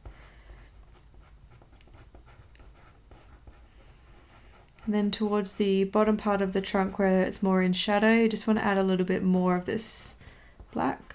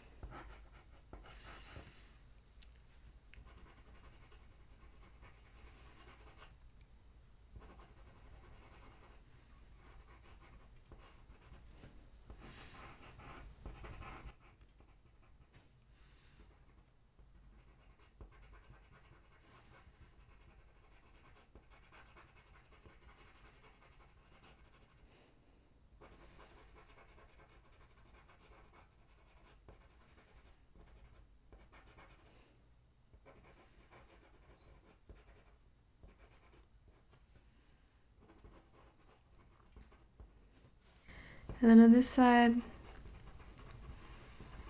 kind of just want to add some texture with the black as well.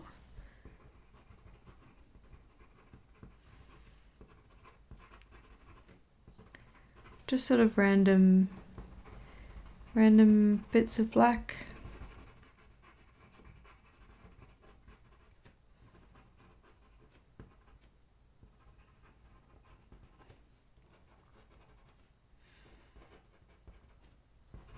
Kind of like we did with the white.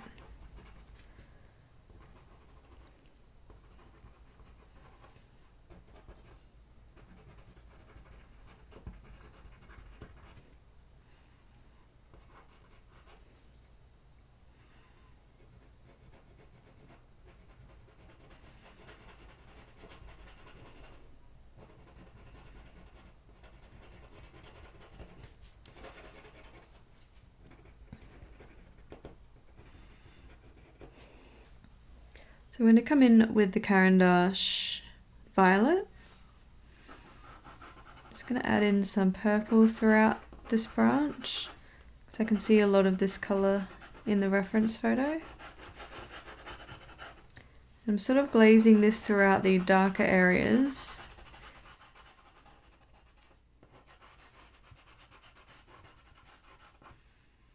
And then a little bit towards the top, mainly where I put the black bits, because you don't want to leave things just black, so I'm just coming through with different colours to help make that black look a little more vibrant.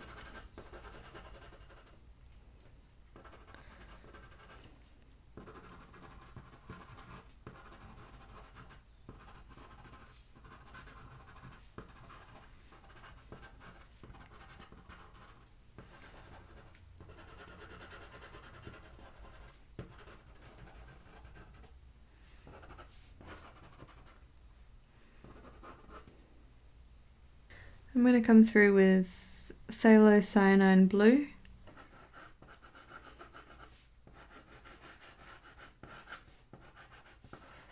Just sort of do the same. And these blues and purples that are on the branch are being reflected by what's in the background.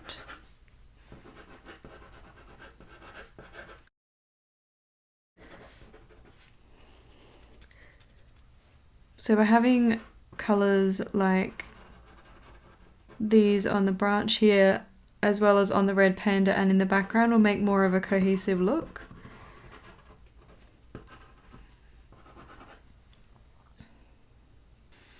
So So I'm going to take the spring green in the Caran d'Ache Luminance and I'm just going to apply this to some of the areas on the branch.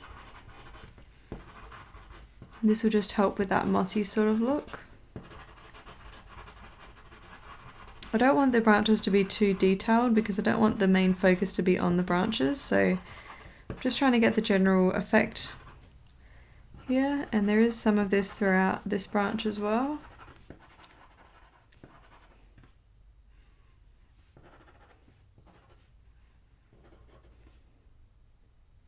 And I'm taking a darker green, which is moss green, ironically.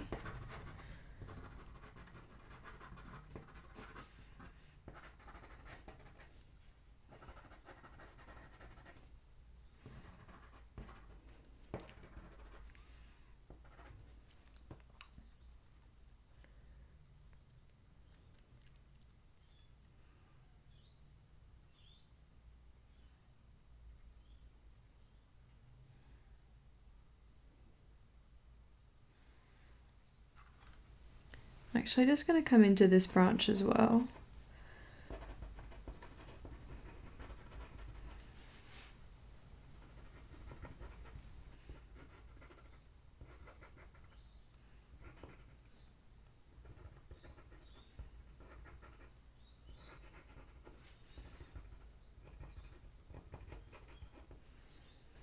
I'm not going to worry too much about the bit that goes over the top of his head because I'll come back to that once I've got most of the panda there.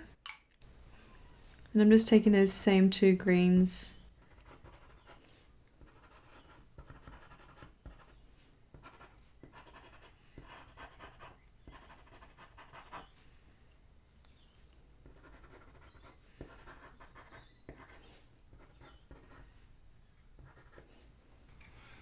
I'm just grabbing the luminance white again and I'm just coming through the top of the branch to lighten up some of these colours.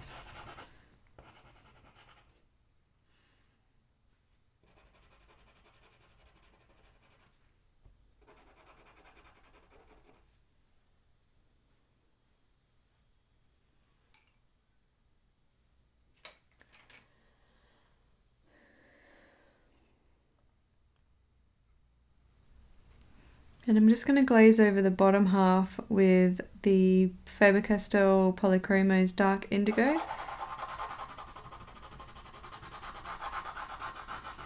So when I'm doing the first few layers of coloured pencil pieces, I try and use the wax-based pencils first, like the Caran d'Ache Luminance, or the Derwent Drawing is usually the one that I go for first, but if they don't have the colours that I'm looking for, and then I'll just go to any other set that I have. So the Polychromos have this sort of dark navy colour that I wanted, so I've just gone with that. Doesn't matter too much, I just like to have the wax base because I find that they blend out much more creamy with the solvent. Okay, so I'm going to blend out the branch.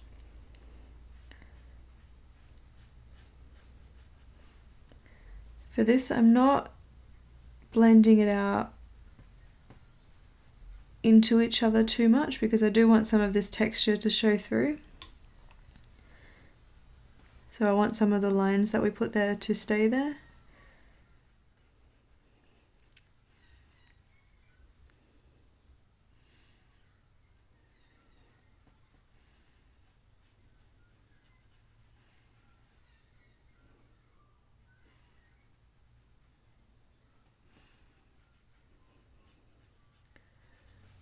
But I do want to blend out some of the graininess, and then we can come back over the top and define some of the details once it's dry.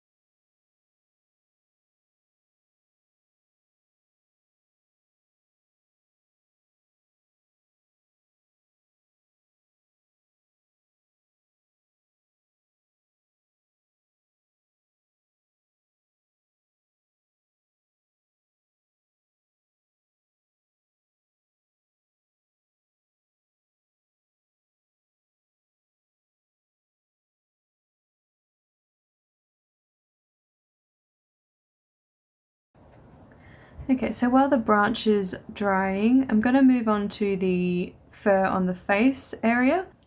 So for this, I've got quite a nice base layer down on the red panda. I don't really want to add too many more layers of solvent and coloured pencil to this. So I'm coming in with the polychromos straight away because I want to start to get some of the details there. So it will just take a few layers using the polychromos. So I'm just starting out with the white and I'm coming into the ear area first.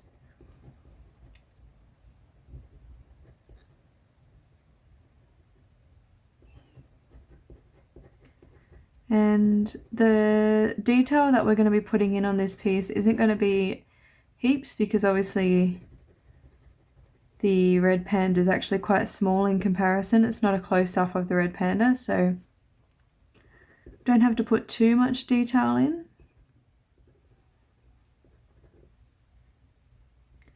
And I like to come in with the polychromos for the more detail layers because they work quite well on the pastel mat, and also the leads get, like, you can sharpen them to a bit of a finer point.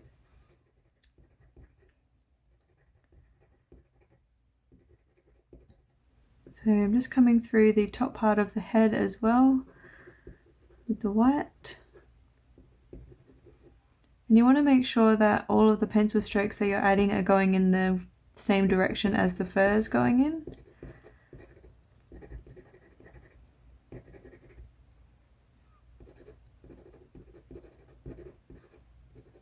So we'll need a few layers of pencil to get the effect that we're after. So we're just starting out by just beginning to add some of the texture there. And the white polychromos pencil is not the most opaque pencil.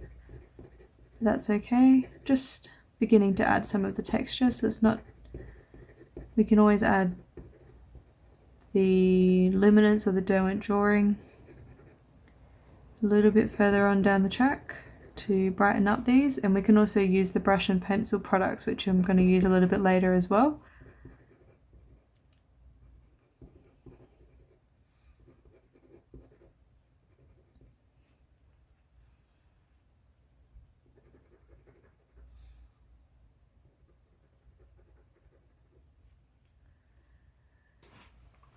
So next I'm coming in with the orange glaze.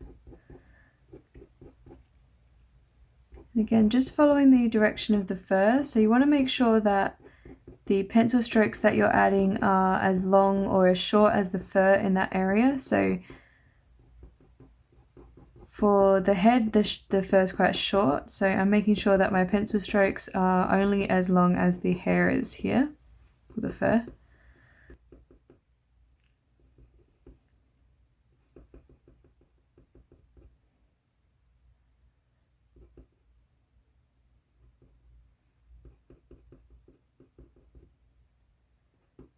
And I'm not lining them all up like a picket fence. I am varying the strokes, so some start and stop at different points,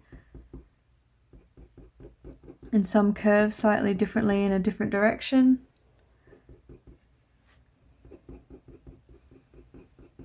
So I'm coming back through and defining some of these areas that got a bit lost with the blending that we did in the previous layers as well. We will be adding whiskers and some snow detail on top of this area as well, so I'm not going to add too much detail around there.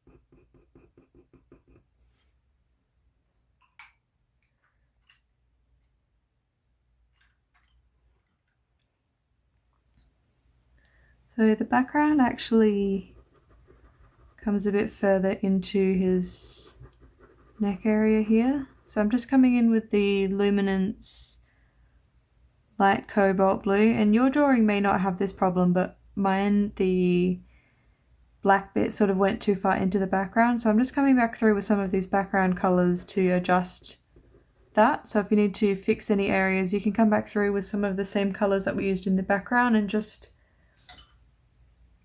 alter it a little bit so that you can pull that background back into. This is the cold grey one. So you can pull that background back up into the panda as well.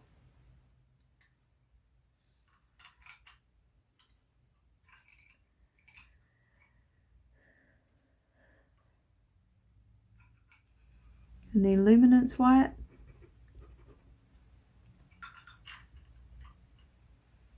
And just a touch of the manganese violet.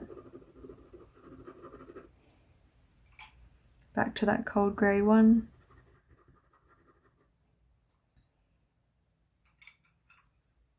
And the luminance white.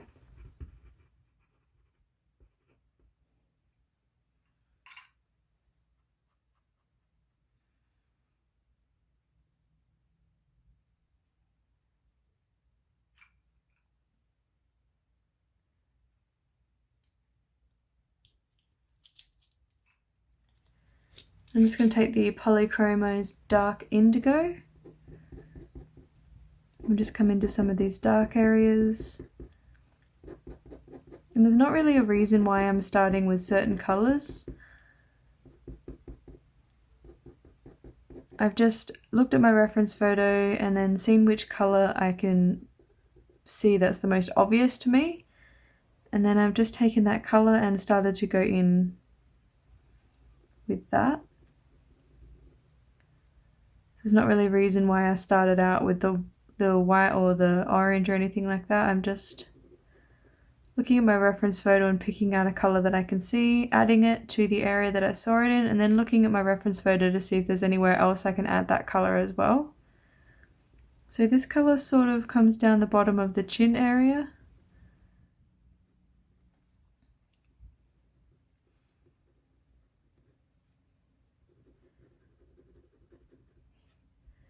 And this is one of the main colours that comes into a lot of the black areas as well. So I'm just coming through and I'm starting to overlap some of these first strokes into the background as well.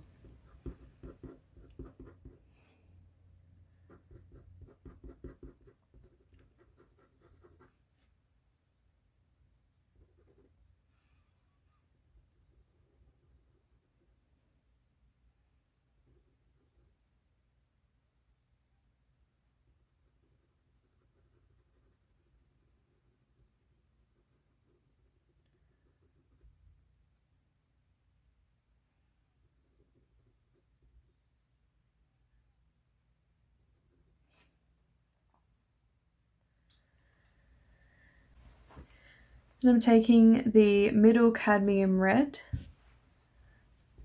This is a darker red colour. So I'm just coming through to some of the fur areas, adding a little bit of this, especially towards the darker areas like around the eye.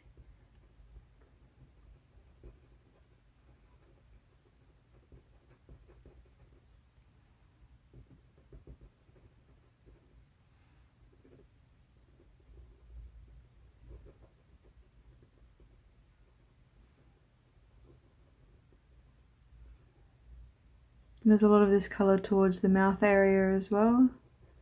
Again, I'm just looking at my reference photo, picking out where the darkest red spots are.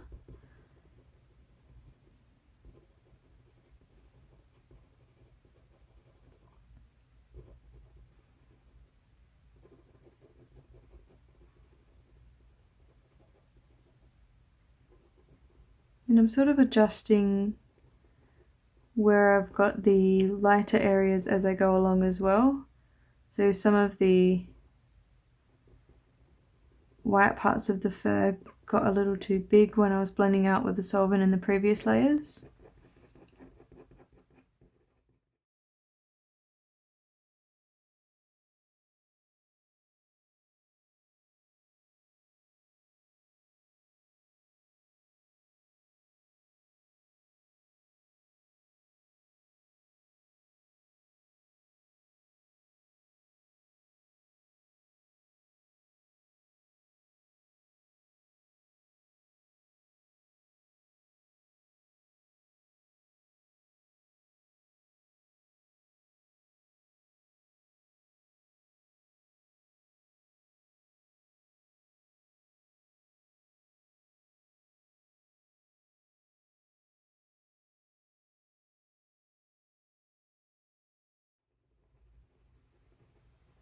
I'm just coming around the edge of the ear as well.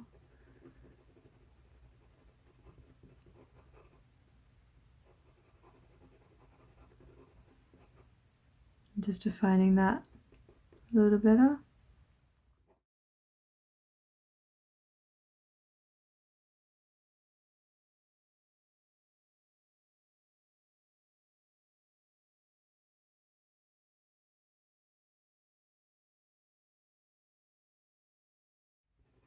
I'll just come down onto the neck area while I've got this.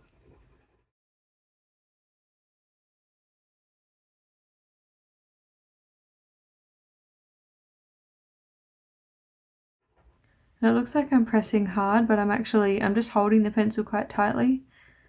But I'm not actually pressing hard on the paper at all. You want to work in light layers for pretty much the entire process as you go along. So you want to be able to add as many layers as you need to get the colours that you're after.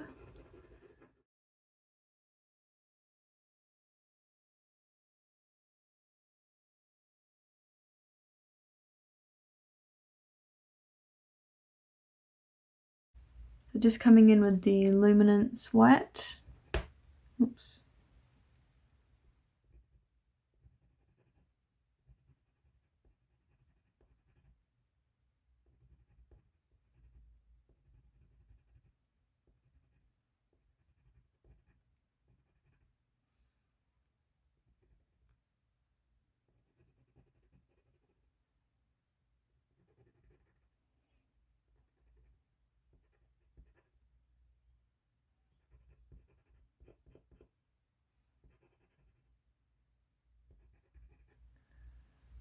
So it's a little bit more of an opaque white.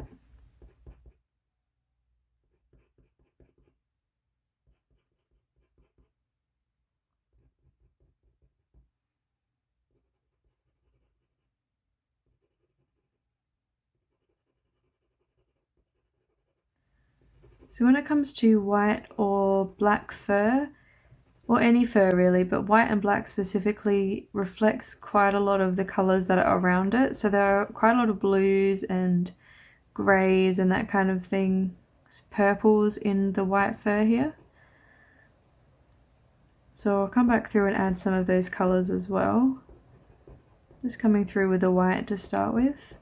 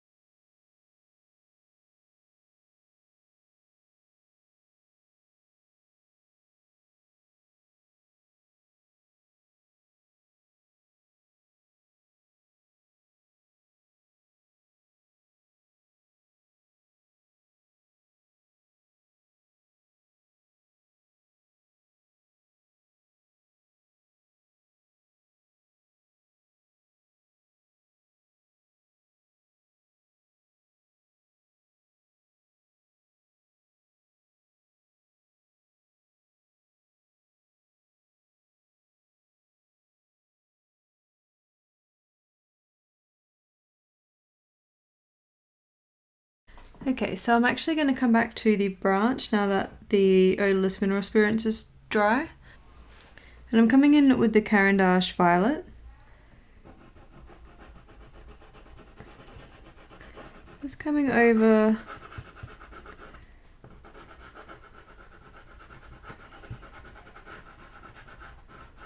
some of the lighter areas that are towards the bottom half with this. And I'm also coming underneath the shadow areas towards the top.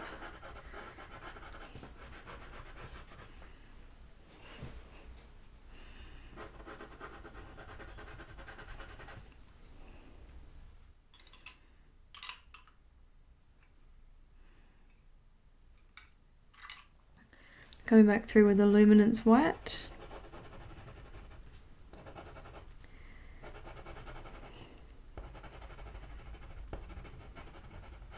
I'm just coming across the top of the branch here.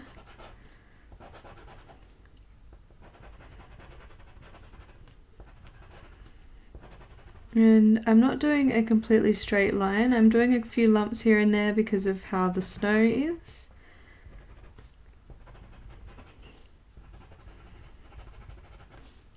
And then I'm going to do the same on the highlight areas of the branch.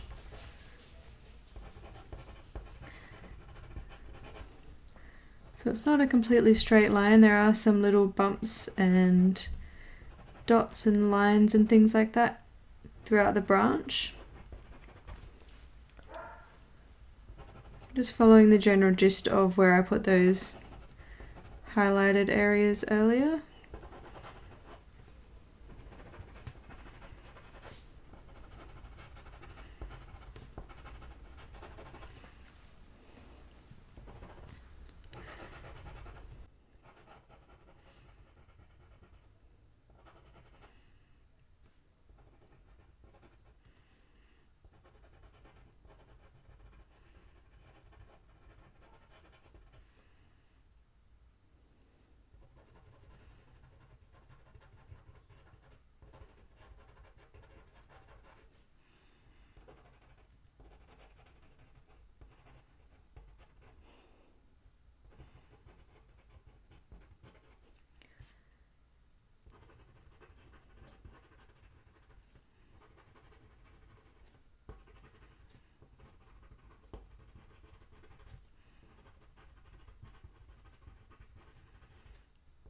Then again on this bottom branch, I'm coming over some of the areas where the moss is and adding some texture there.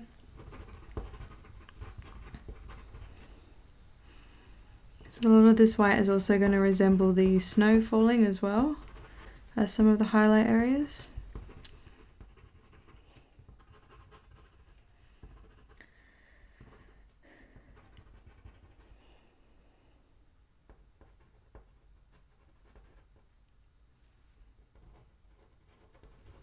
And the good thing about the pastel mat is that you can add light colours on top of dark colours, whereas if you're working on the watercolour paper it's a little bit harder to do things like this.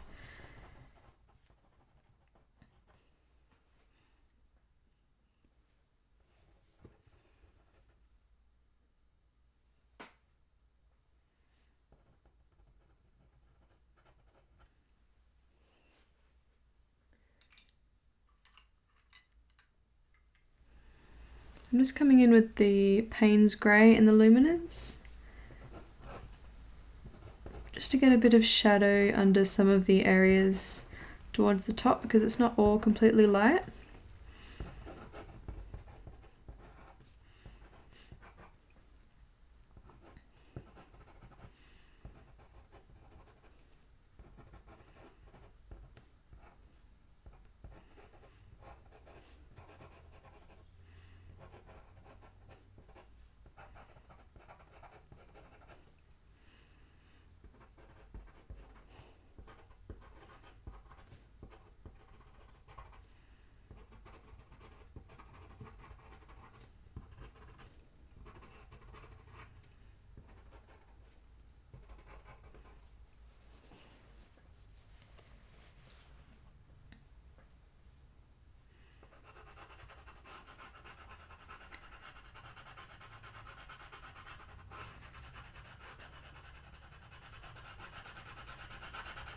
And I'm just lightly glazing over a lot of this branch just to make the colours look a little more cohesive together.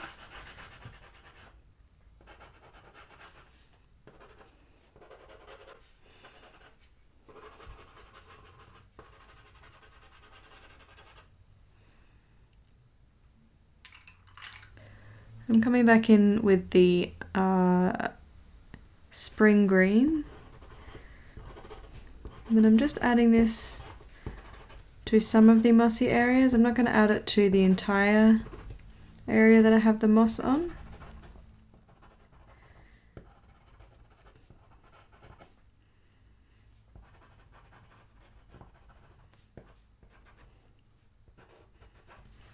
And then I'm going to continue that up onto this branch as well.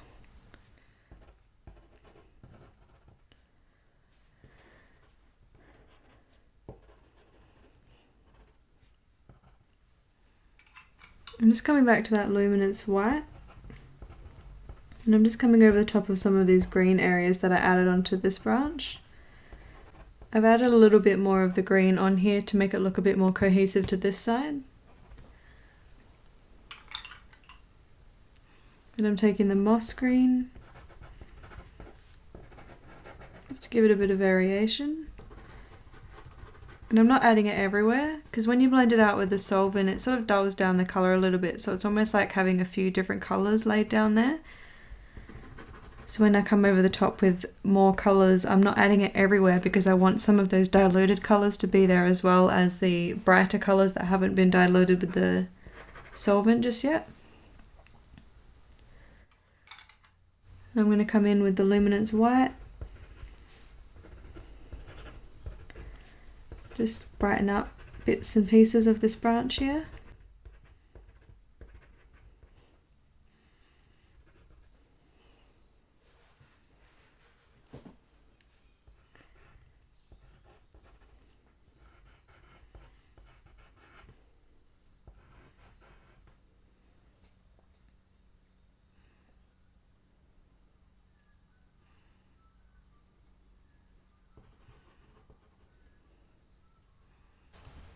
I'm taking a little bit of the burnt ochre.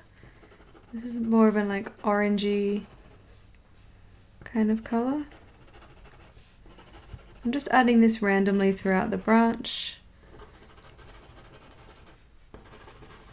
A little bit more on this mossy side over here.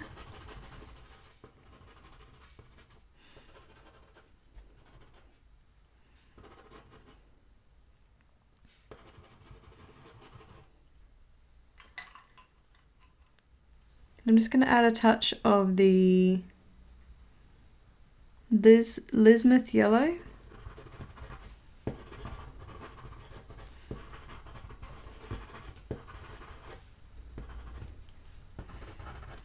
Just randomly as well. Let's give it a bit more variation towards where the moss is.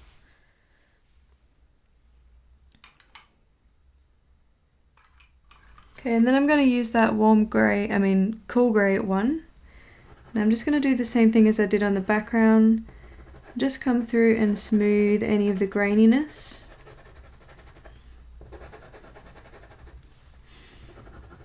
Throughout the branch. And it's mainly on the light areas because so what happens with some coloured pencils is that they end up being a little bit more grainy than others, especially on the pastel matte.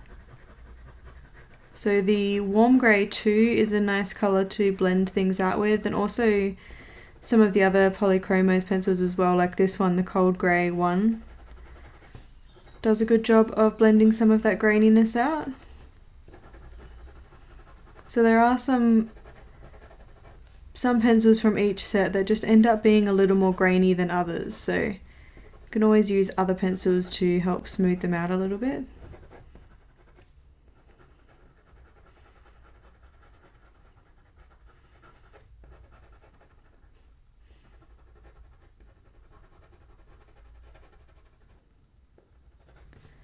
And if you want it to be even smoother, you could just add a few more layers of the coloured pencil detail here and just keep going until it looks smoother. But like I was saying earlier, I'm not too fussed if a little bit of the graininess shows through towards the end, because I'll be looking at it from a normal viewing distance from, a metre or so back. You won't be able to see this graininess, you'll just be able to see the values, which is the most important part anyway, so how light or dark areas are, that's what's going to make it look realistic from a distance, not so much how detailed or how grainy the picture will look in the end. So I'm more worried about what it looks like from a normal distance, not so much with my face pressed against the artwork. And I know it's tempting with social media and everything to try and get everything to be perfectly smooth because you're looking at it on the computer really close up a lot of the time. And so you can see all of the little grainy detail in a lot of people's work, but honestly I'd rather create 4 or 5 pieces in the same amount of time it would take me to completely smooth out a piece like this. So it's up to you how long you actually want to spend smoothing things out.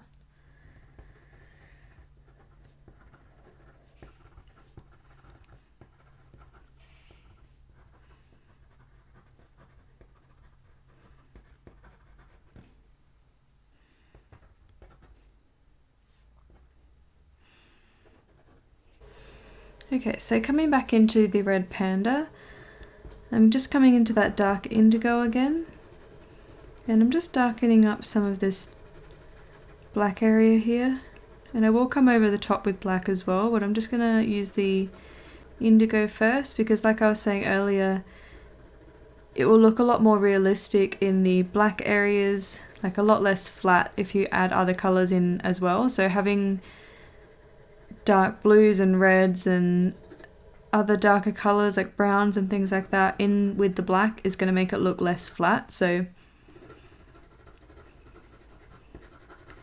I always include other colours in with my black, and I know that a lot of people say not to use black at all, but I find that it's really helpful to get those darks in, as long as you add in other colours around it as well, or in with it, or layer it with other colours. You don't want to just leave it black, basically.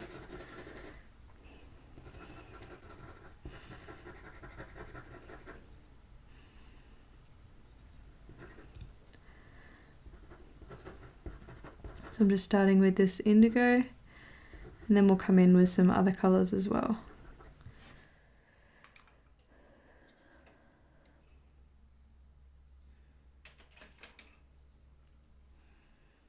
So I'm just going to take medium flesh in the polychromos. I'm going to use that for the claws, the area around the claws there. It's more of a pink, and then while I've got this in my hand, I'm coming into any other areas that are a little bit more on the pink side. So in a lot of these white areas, there's a touch of pink.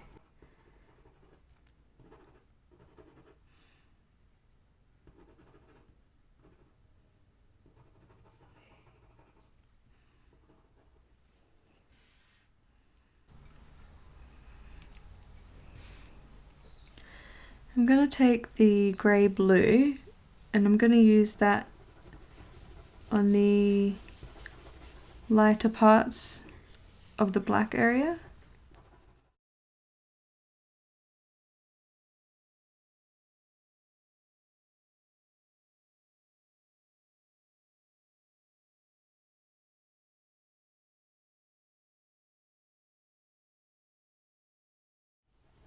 And there's also a bit of blue in some of these white areas as well.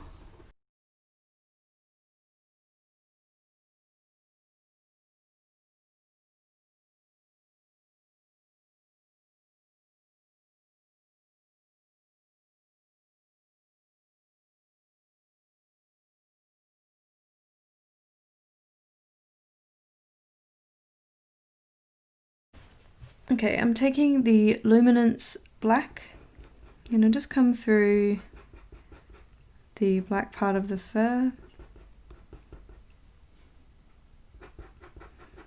There is a bit of a lighter part here because that's the back leg actually sitting there.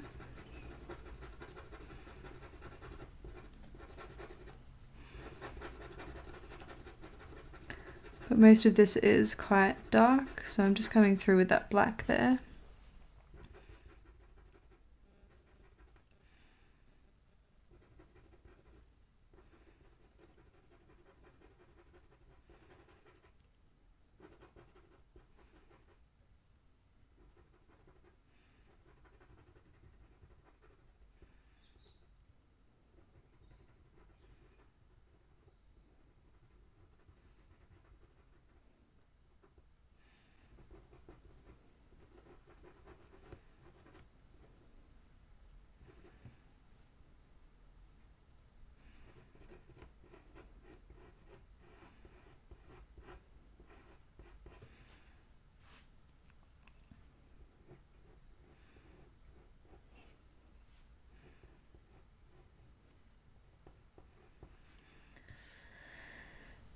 And then the same on this side.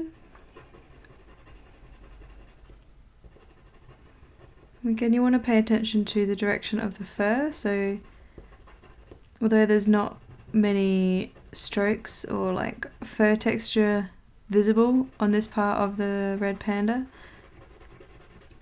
You can sort of see where the fur is on the edges of the panda, so I'm coming into the right direction with that area.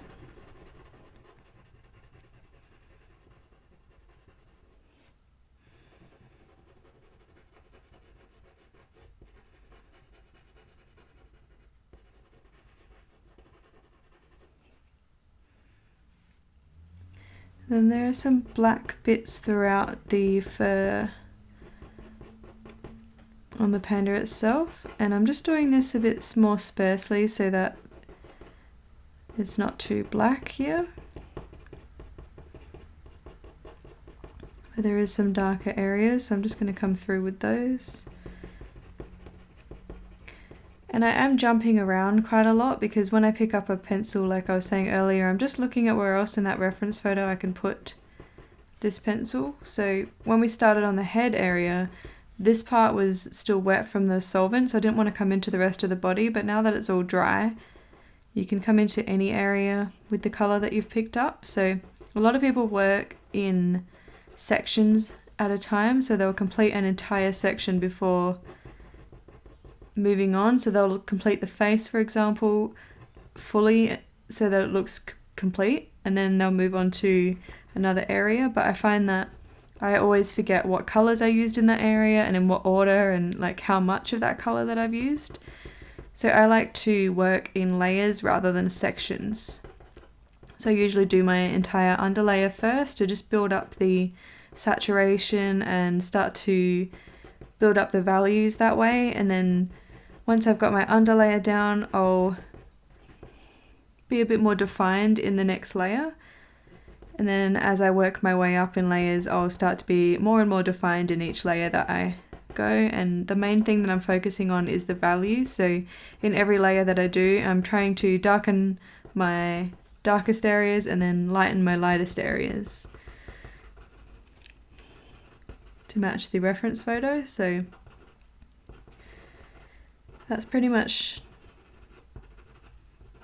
how the process that I do on most of my artwork. So even when I'm working in pastels and things like that, I usually do a similar process as what I do with the colored pencils as well.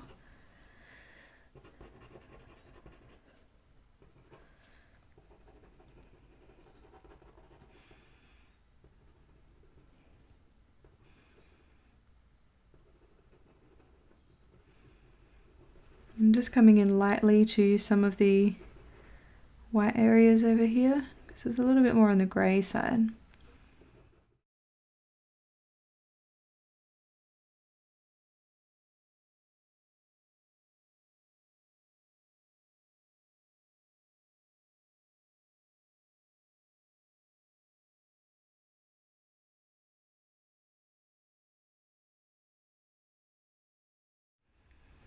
And I'm coming in with that middle cadmium red in the polychromos. We'll just come back through and continue doing some of the darker areas. This is just going to be a layering process, so when you're working on fur, you don't want to try and get it all done in 1 or 2 layers, because naturally fur is quite thick and has layers of little fur detail that lays on top of each other throughout the animal. So by actually creating your artwork like that, that can really help as well. So I like to focus on trying to get just the general air, like the general color in that area down in my first few layers. So getting the general darker colors and the reds and the oranges and yellows and that kind of thing. That's what I'm focusing on in the first layer. And then as we continue to layer on, I'm starting to add some more of the texture of the fur detail, so that when we get to the final layers, every layer that we've done before that has some texture to it, so you can see all of that texture coming through towards the final layers. So it's just going to be a layering process until we get the look that we're after. When you're coming in with the first sort of, well, this layer of texture where you're doing a few more strokes, you don't need to put your strokes everywhere. You do want to leave some gaps, so you don't want to colour it in fully. You want to leave some gaps of the underpainting showing through, because the reason we put the underpainting there is because we want some of that colour to show through in the end result, because that colour adds to the depth as well. So I'm separating my strokes a little bit so they're not all right next to each other, so you can still see some of the colour that's underneath as well. And I'm coming into some of the lighter areas with this colour, but I'm not adding as much of this there, and I'm doing it a little bit lighter.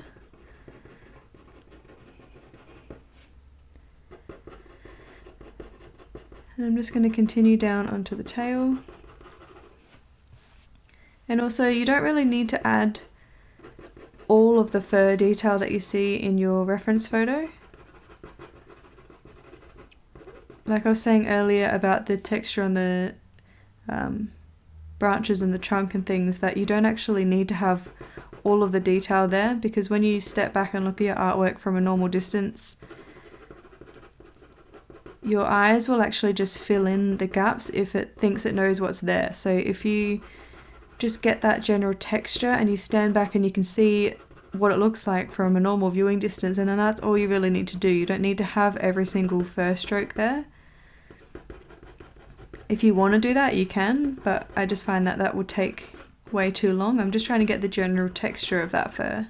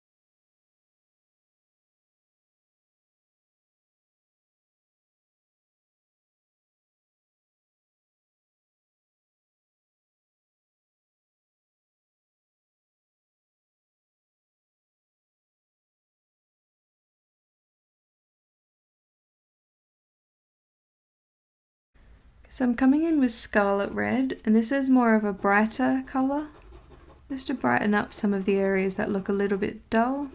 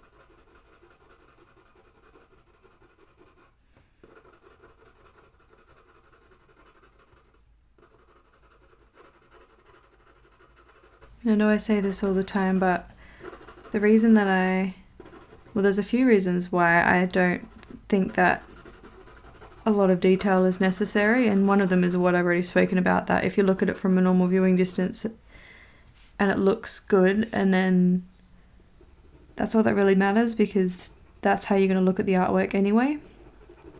But also, I really like the style that the old masters had, like when if you look at an art gallery or museum, the artwork that's in there, if you stand back from a normal distance, you can see that it looks realistic and it looks like there's so much detail in there, but then when you get closer, you start to notice that it's just brushstrokes and colours and a mismatch of things put together to make it look like that from a distance.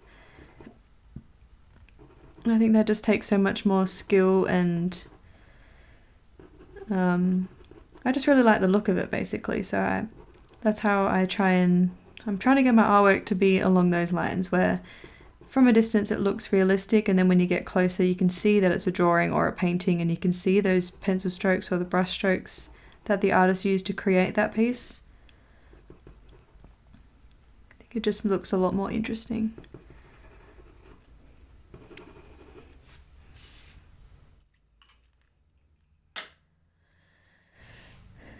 So I'm coming in with orange glaze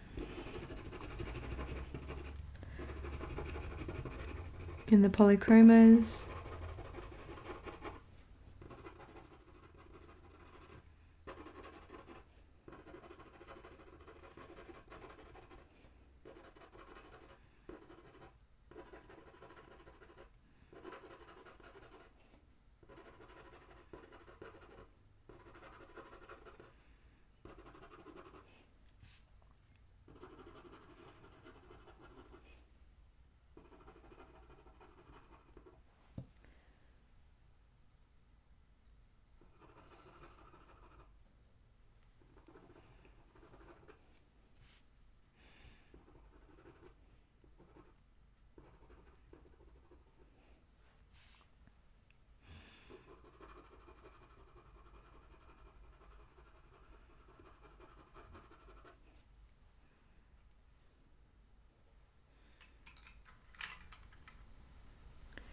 I'm taking that luminance white, just coming over this edge.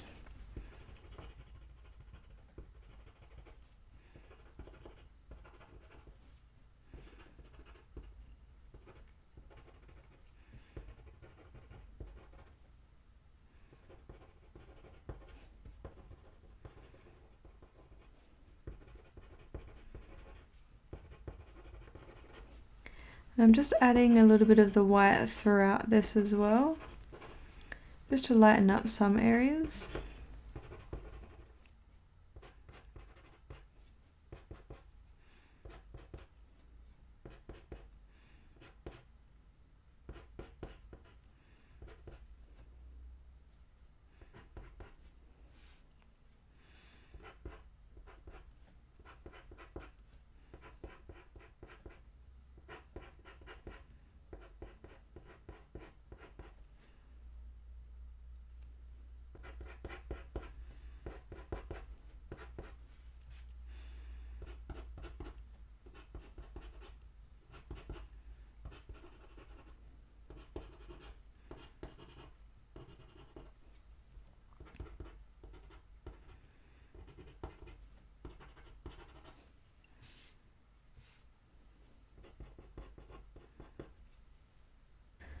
I'm going to come in with red violet, and this is more like a dark sort of purpley colour.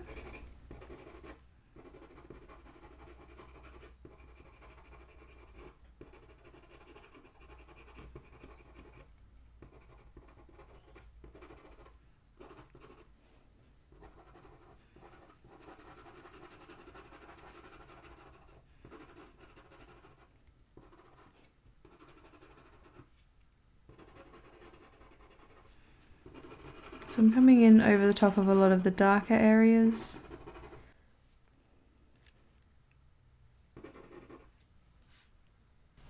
Okay, I'm taking the Lismeth yellow in the luminance.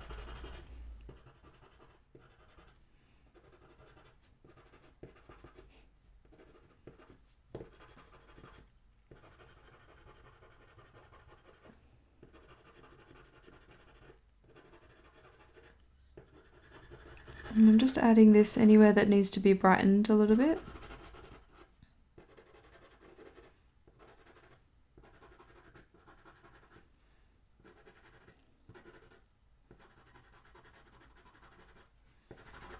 And in the areas that are a little bit dark, it's just going to make it look a bit more orange rather than like a red.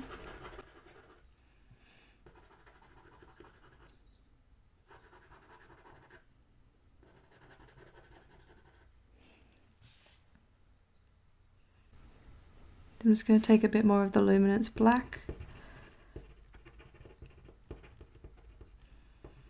And I'm just doing little tiny sort of dots here and there.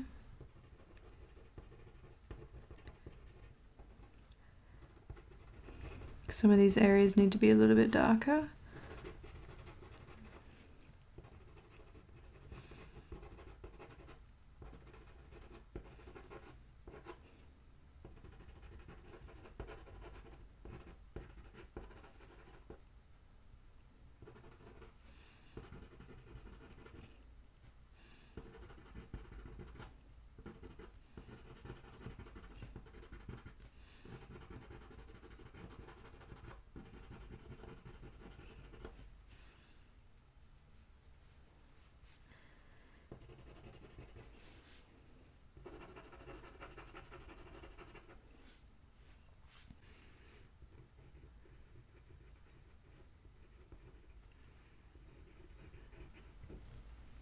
And again, I'm just coming through anywhere that I can see this colour. So towards the nose needs to be a little bit darker, the mouth,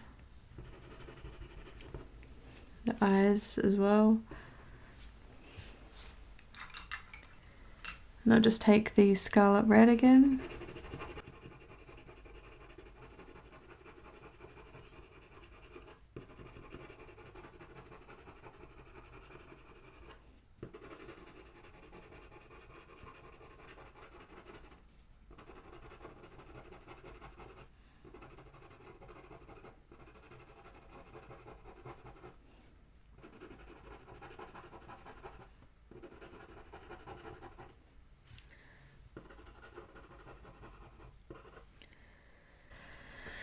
And this is the dark indigo.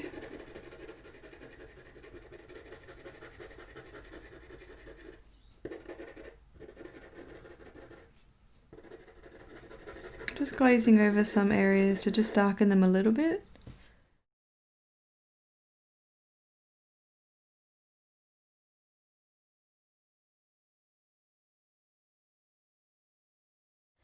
And this time I'm going to take the warm grey 2. And I'm going to use this as a blending tool this time. Because the red panda is obviously more of a warmer colour, being the reds and the yellows, I'm going to come through over the top of this to make everything look a little more cohesive and to blend out some of these colours. Some of that graininess as well. And again, I'm not pressing hard, I'm still pressing lightly.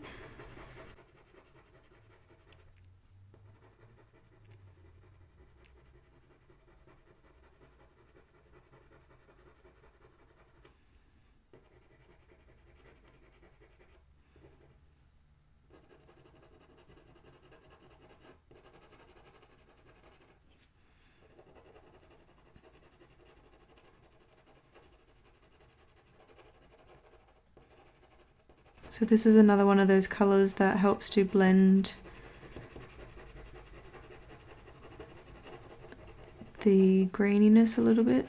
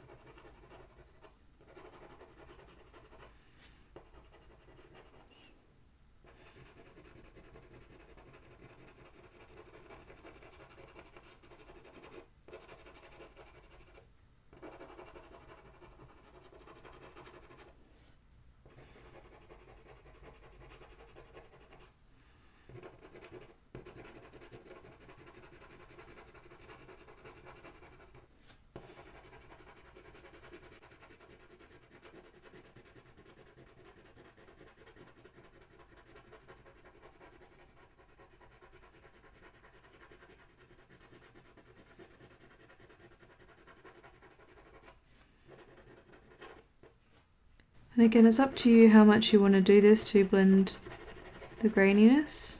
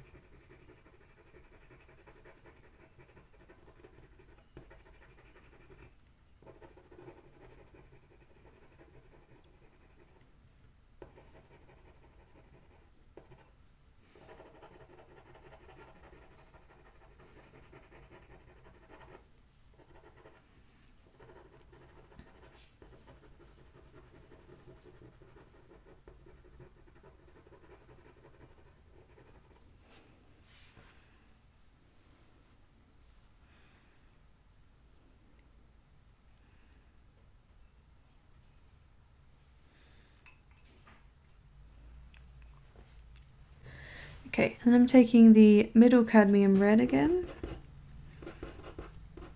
And we'll just come back through and add in some more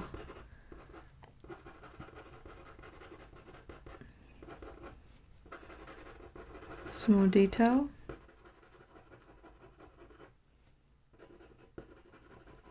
And this is one of the reasons why I tell you to tape your work to a board rather than to the desk, because if it's hard to get into some of the areas, like with having your hand in a comfortable position, if you had your work taped to a board, you could just rotate the board to get a better, more comfortable position to get some of these strokes there.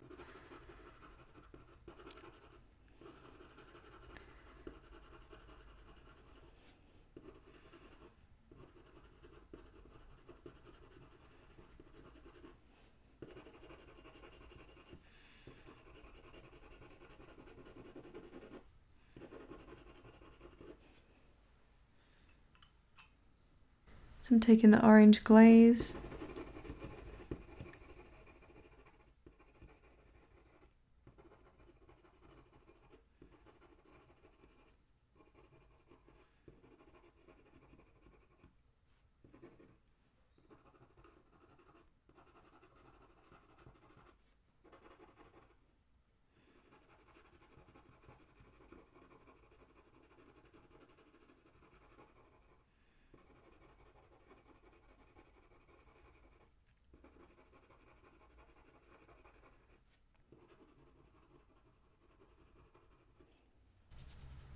And then I'm grabbing that dark indigo again.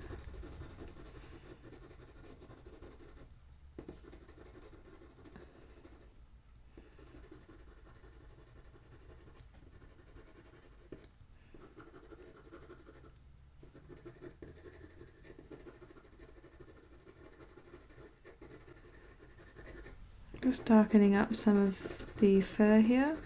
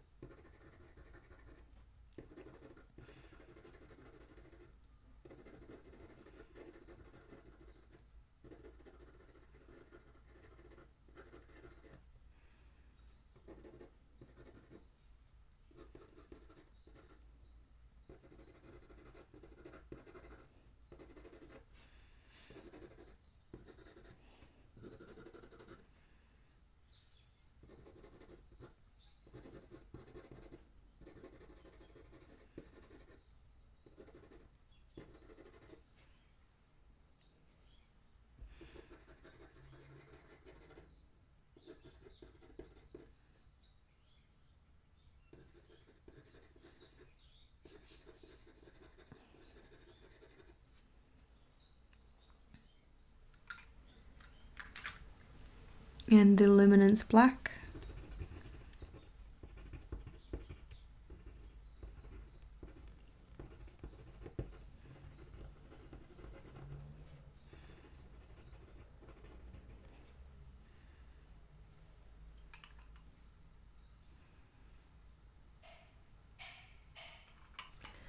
Then back to the luminance white.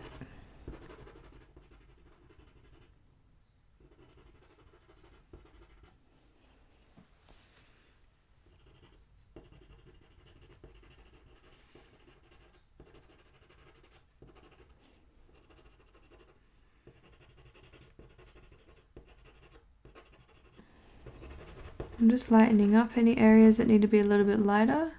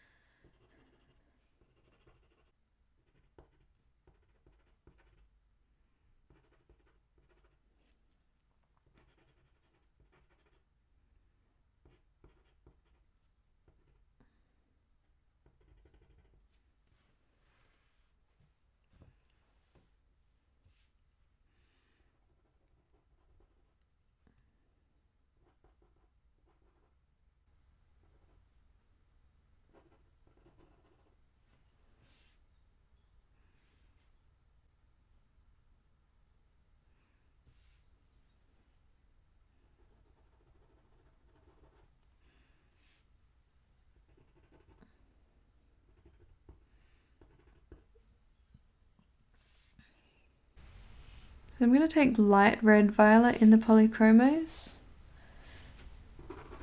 I'm going to use this to add some, well, purple sort of colour to a lot of the red panda, just to give it a bit more, and to make it look a little bit more bright and colourful.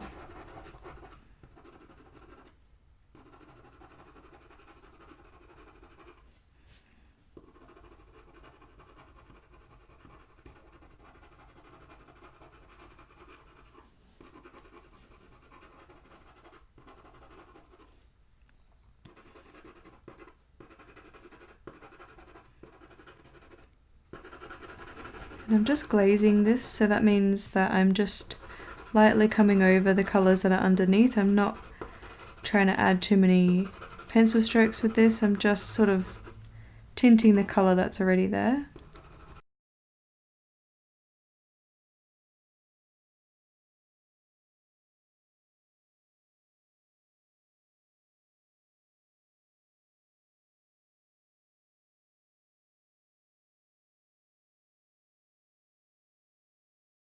I'm just coming back to that luminance white.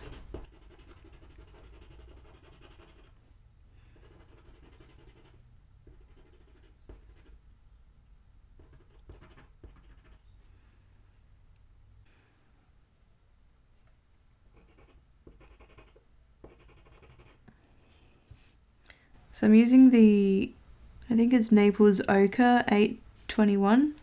The name's worn away from this. And this is sort of like a cream colour.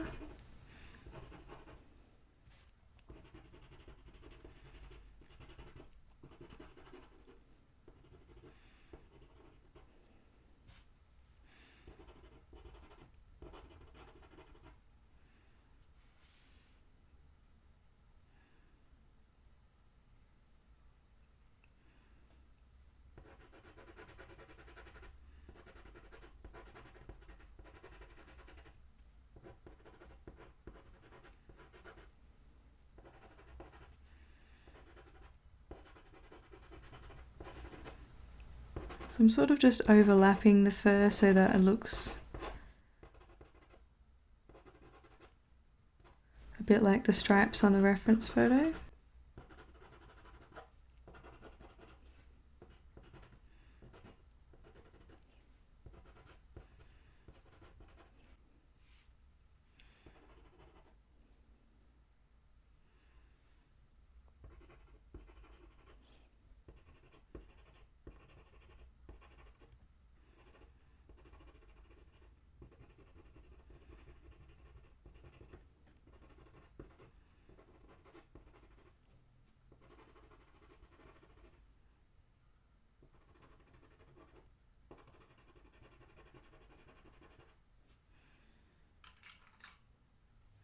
And coming back to the scarlet red. I'm glazing that over the lighter areas here.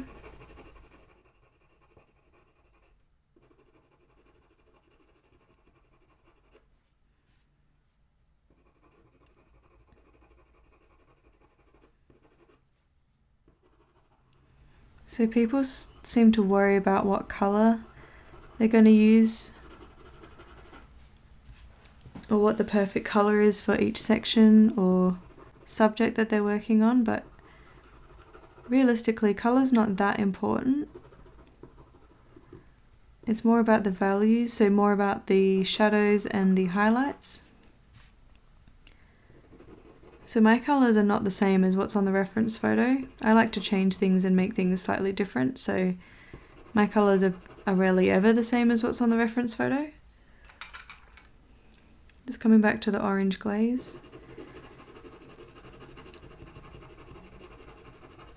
But I make sure that my lights are as light as a reference photo and my darks are as dark as the reference photo, and that's what's going to make something look realistic, not so much your colour choices. I find that having an accurate outline and then having your contrast or your values right is what's going to make it look realistic, not the colour choice. I actually use colours to make things look more interesting rather than more realistic.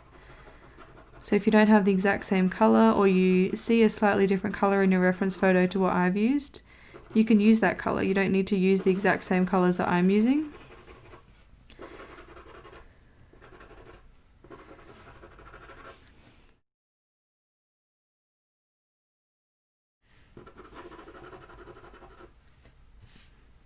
Yeah, if you want to use different colours to what I'm using, then go for it.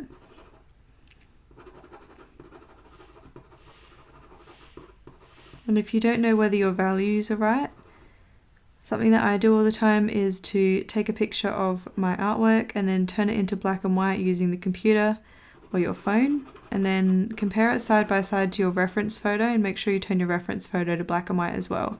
And that way you can see quite easily if your lights and darks are right. So when they're next to each other and you've got no colour involved, it becomes really obvious whether your shadows are dark enough or not.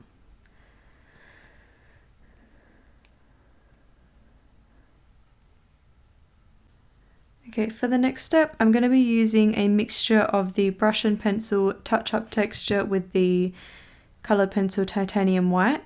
So all of these products are designed to be used with coloured pencil, and the intention is that you use them on a sanded paper. And so sanded papers are papers like the UArt, Fisher 400, Lux Archival, Ampersand Pastel Board. There are a few others as well that I can't think of at the moment, but pastel mat is technically not a sanded paper, and the reason that they suggest using the sanded paper is because of the powder blender. So there are about 5 different products that the brush and pencil, or I think there's 6 now, that brush and pencil make for coloured pencil, and one of them is a powder blender, and it blends out the coloured pencil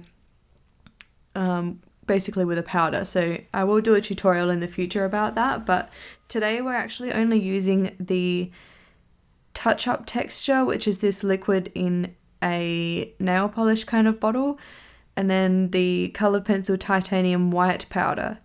And we're actually going to mix these two together to create like a paint to paint on the highlights. So these two you can actually use on the pastel mat. So with the powder blender, it's not that you can't use it on pastel mat, you can, but it just doesn't actually blend out like it's intended to. So there's nothing wrong with it archival wise, but it doesn't actually do what it's supposed to do on the pastel mat, whereas there are other products that you can use on this. So I'm going to be using the touch-up texture, which is a liquid, and the titanium white powder.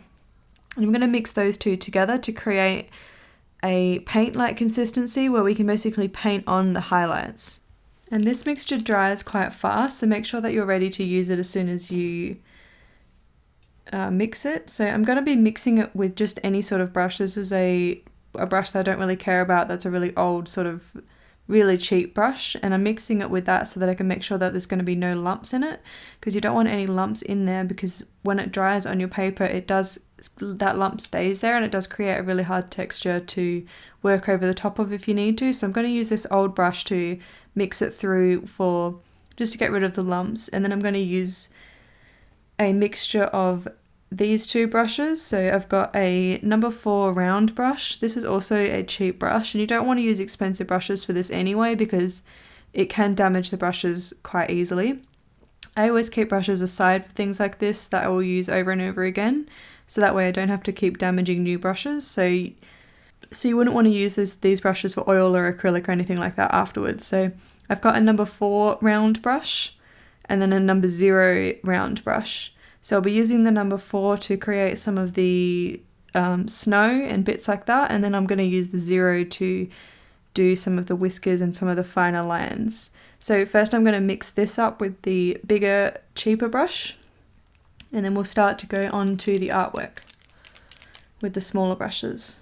If you want the mixture to be more opaque, you can use a little bit more of the powder, and if you want it to be more see-through, you can use more of the touch-up texture liquid. And I always keep a jar of water to the side, so when you're done with your brushes, just stick them in the water until you can wash them, because you don't want it to dry on your brushes. It's almost impossible to get off. So once you're finished applying the mixture to your artwork, make sure that you throw it in the jar of water or wash it straight away.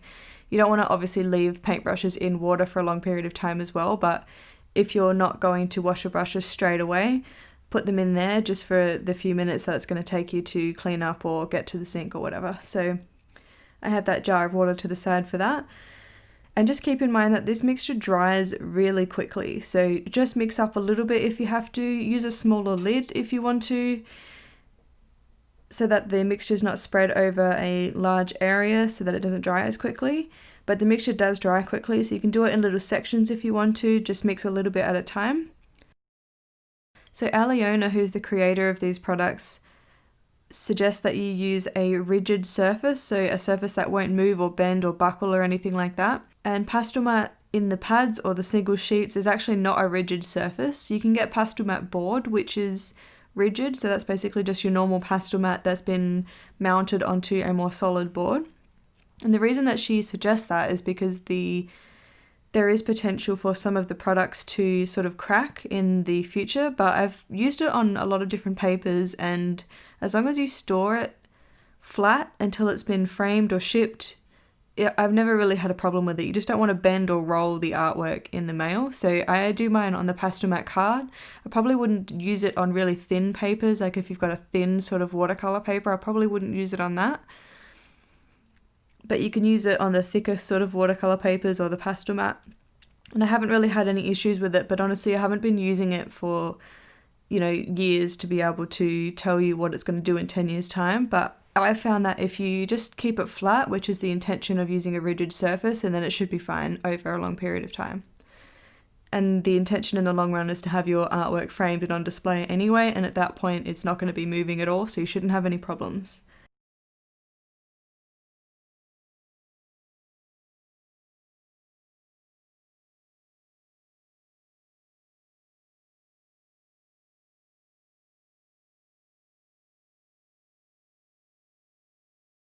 And so I'm actually going to use the brush that I used to mix the mixture with to do some splatter effects to create sort of like a snow effect. So I'm just going to come over the top of some areas of the painting and just tap the brush so that the mixture falls off randomly onto the artwork.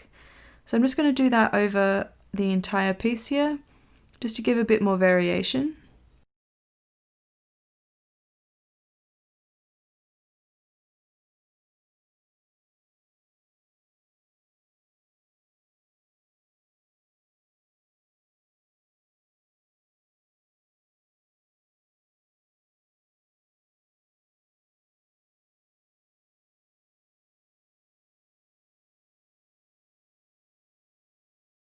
And you do want to be quite quick to apply the mixture because obviously it dries quite quickly, so you don't want to waste any time. So make sure that you've got everything ready and you know where you want to put your mixture.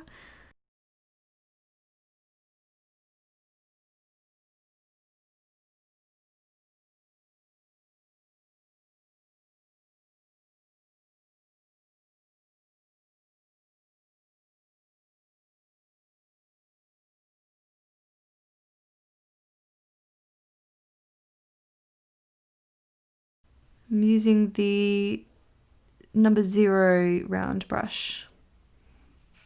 So I'm just coming into the whiskers now. So I'm just really lightly coming through, just barely touching the paper. And when I'm doing whiskers, I'm making sure that they're not all going in the same direction, that they're all varied slightly as well. Some are shorter than others, some are a little bit thicker. And when you're doing fine lines like this, just remember that the harder you push your brush onto your page, the thicker that mark is going to be. So if you want a really fine mark, and then press it very, very lightly, like barely even touching the page.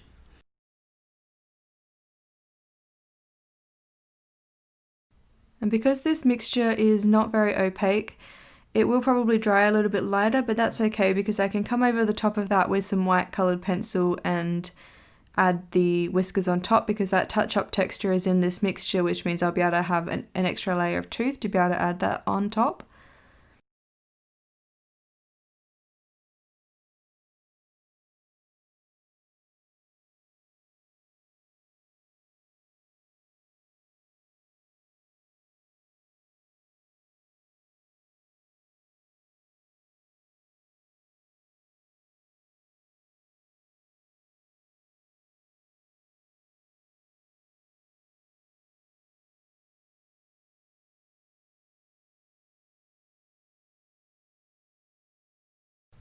And I'm just coming into some of the other white areas of the fur just to brighten them up a little bit. And the highlight in the eye. And on the nose.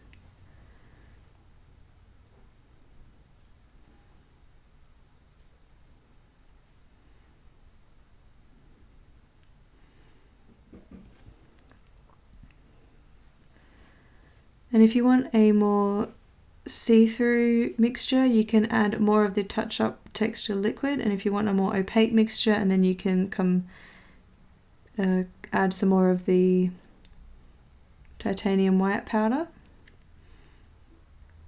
And the good thing about this is that it also adds texture to the piece, which means it adds a little bit more tooth to the piece. So that means that you can actually come through and draw over the top of this, and it creates another layer of tooth. So if you've run out of tooth, you can actually just use the textured touch-up texture in the bottle in any area where you need to add a little bit more pencil.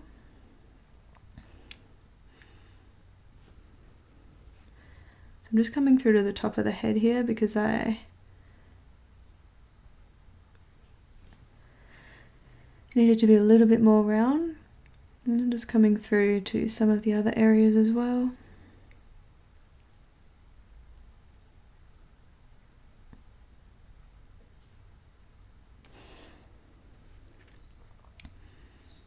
So you'll be able to come over the top of any areas that you need to add more pencil once you've done this.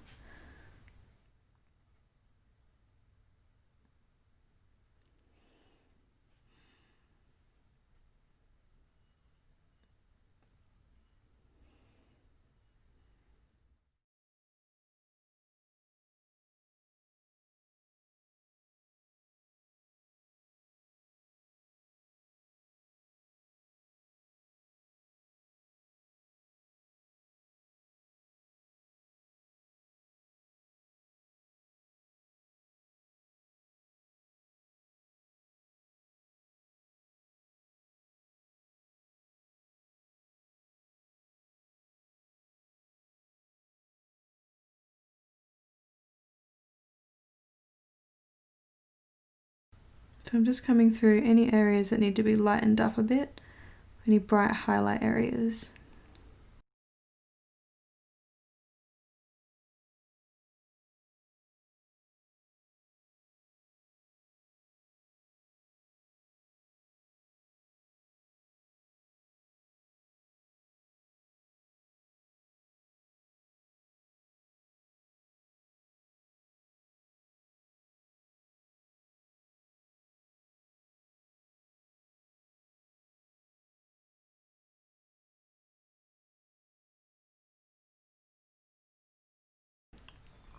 And so a lot of these highlights I'm trying to make look like snow as well, so I'm putting in a few little dots here and there to make it look like there was snow falling.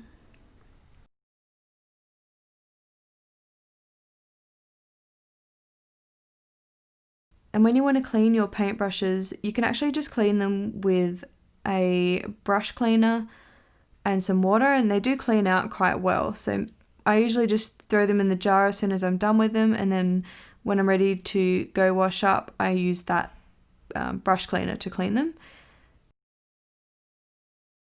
And you don't want to leave paintbrushes sitting in a jar of water for too long because it can ruin the paintbrush, but just having them in there to help loosen up any of that pigment from the mixture will help when you wash them. So don't leave them in there for hours at a time, just wash them as soon as you get a chance.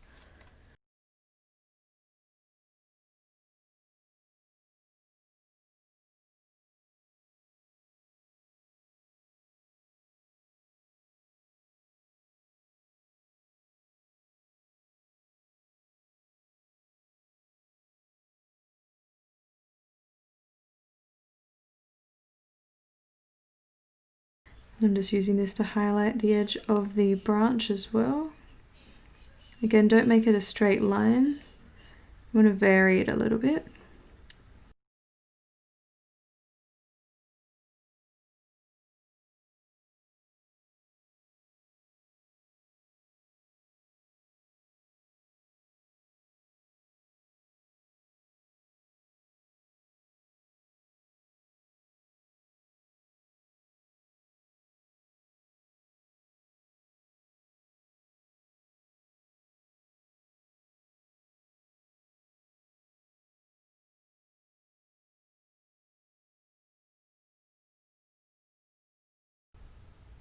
And I'm adding a little bit of snow to this moss area over here. There seems to be quite a bit there.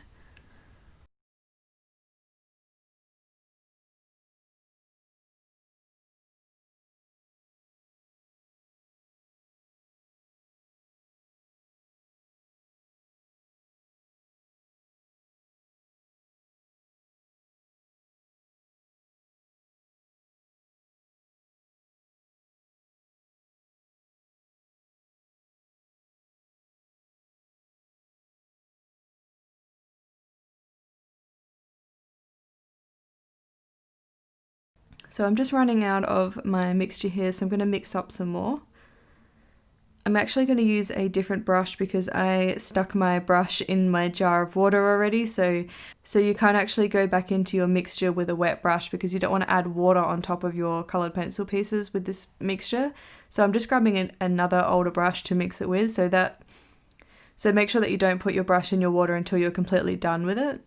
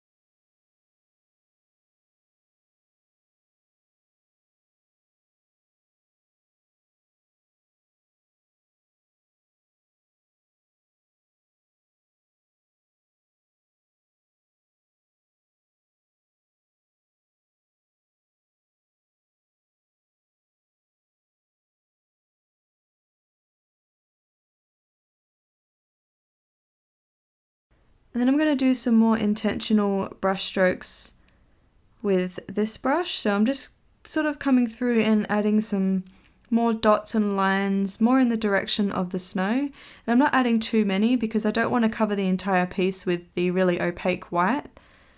Just in some areas. You don't want to overdo it with the highlights.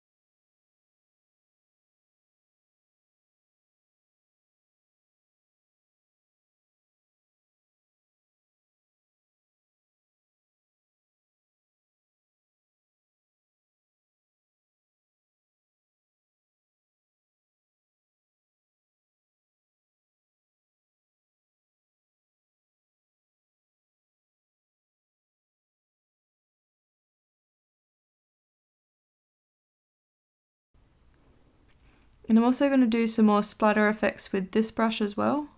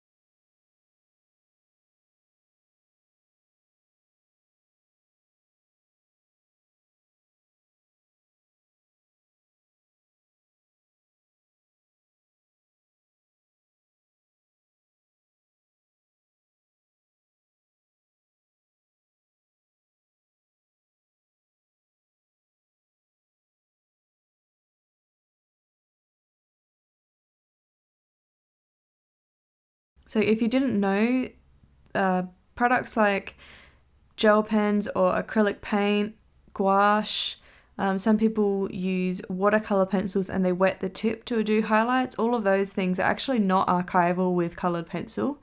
And they may be archival separately, but when you go and put a water-based medium on top of a wax or oil-based medium like colored pencil, it's actually not archival anymore. You may get problems in the future with it chipping off. So these products are actually made for colored pencil, and the bonus to these is that you can actually go on top of them with your colored pencils to tint them if you want to. So these products are really great for doing things like whiskers and highlights in the eyes and snow, which is what we're going to use it for today.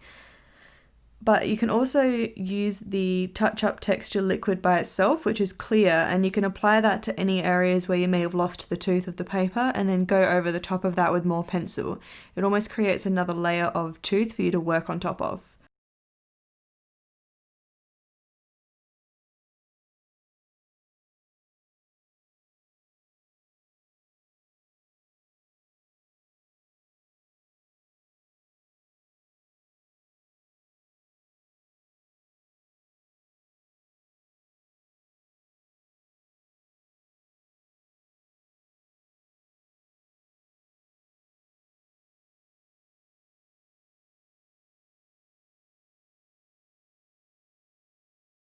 Okay, I'm going to let that dry and then we'll come on top of this with any coloured pencil that we want to just fix up any areas with. Like, I don't like that line that's there. Yeah, any areas that we want to fix up, we can actually do that once this is dry. So I'll just leave it maybe half an hour or so just to make sure that it's dry. It'll probably be dry after about 15 minutes. I'm just going to leave it just in case, and in the meantime I'm just going to wash my brushes so that they don't get dry with the hardened mixture. Okay, so I'm just going to come back through and define any areas that I think need some touching up. So I'm just coming in with the Caran d'Ache Luminance to start with, And for this I'm actually going over the top of the whiskers, so I've got quite a sharp point on my pencil here. And because the touch-up texture was there, I'm able to go over the top of these lines and make them a little bit more vibrant. So the mixture that I used wasn't very opaque, but because I've got that touch-up texture liquid there, it will help me go over the top of it a little bit.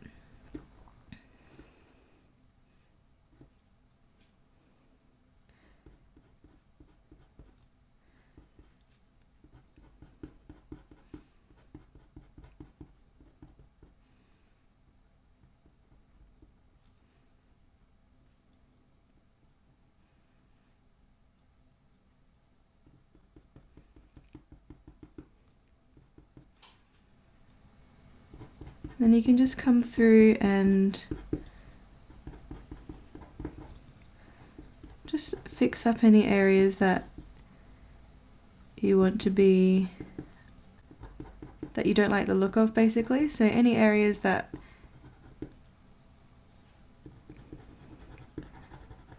you want to come over the top of, you can actually do that with these products. You can come over the top of the liquid that's now dry, because it's archival with colored pencil, you're able to actually do that. You can come over the top of it, whereas if you're using gel pens or gouache or anything like that, you can't really come over the top of that.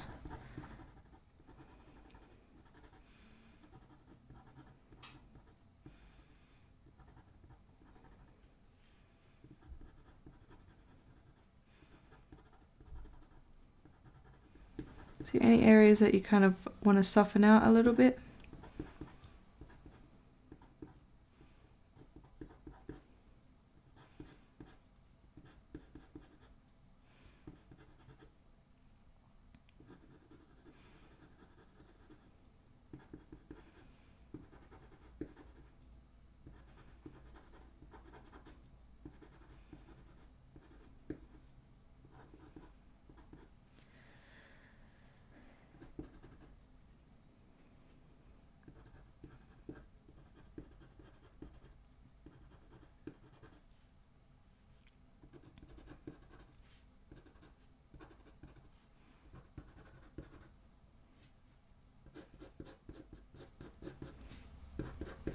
I'm just rotating the pencil in my hand to help keep the point a little bit sharper.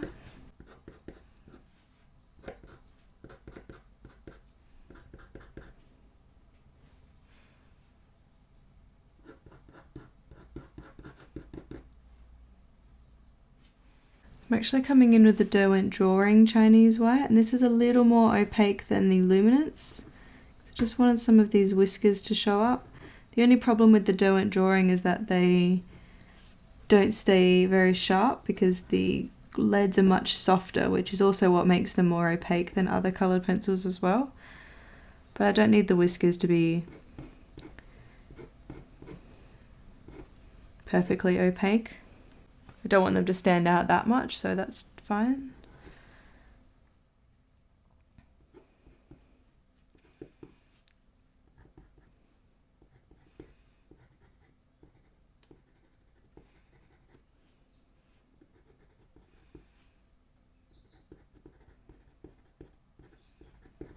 So we're just coming through and touching up any areas that I think I want to change a little bit, but you may not have the same sort of areas that you want to fix on your piece as what I do, and that's fine. Just look at your piece and see if there's any areas that you just want to hype up the contrast or add a few more little details, or fix any areas that the touch-up texture mixture went over that you don't quite like.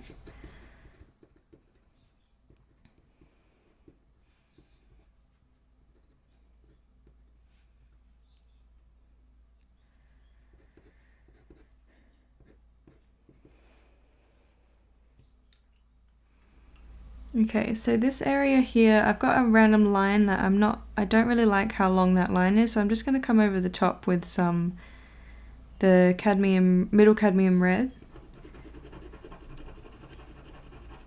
So I'm just going to break it up into 2 lines.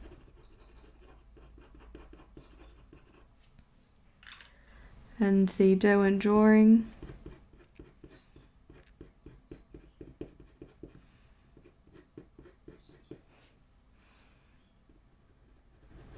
The Chinese white.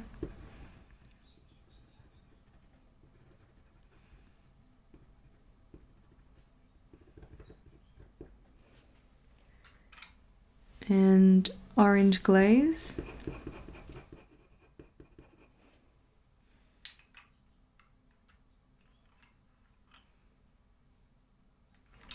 A little bit of the dark indigo in the polychromos.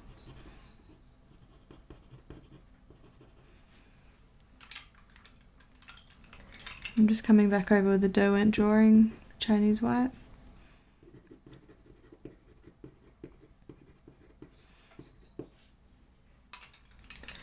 And the orange glaze again.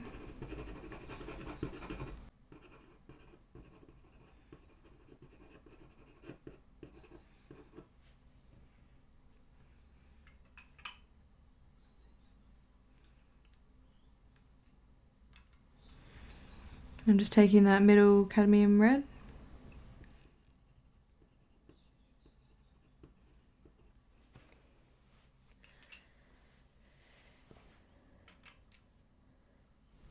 And the orange glaze.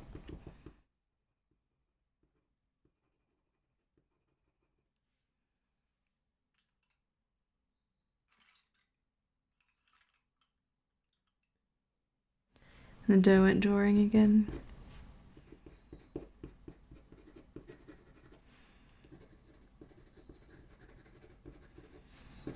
And I'm just coming through with this in some other areas.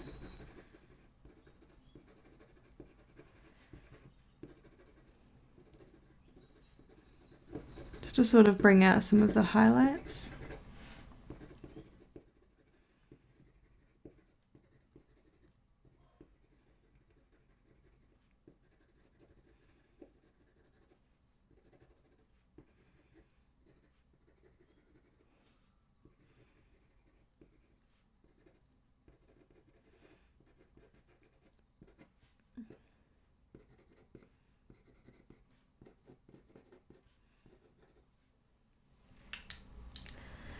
I'm coming back to that dark indigo.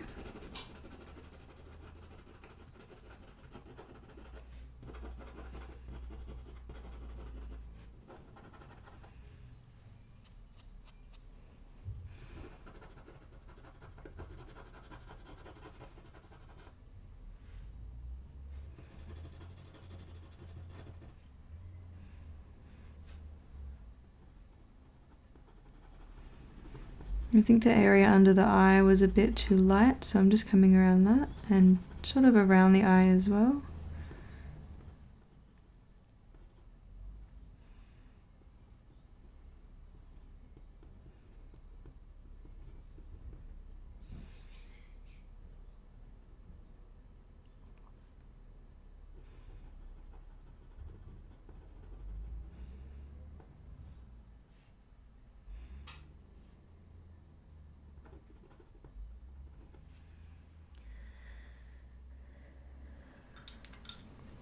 And I'm just coming back in with that Derwent drawing.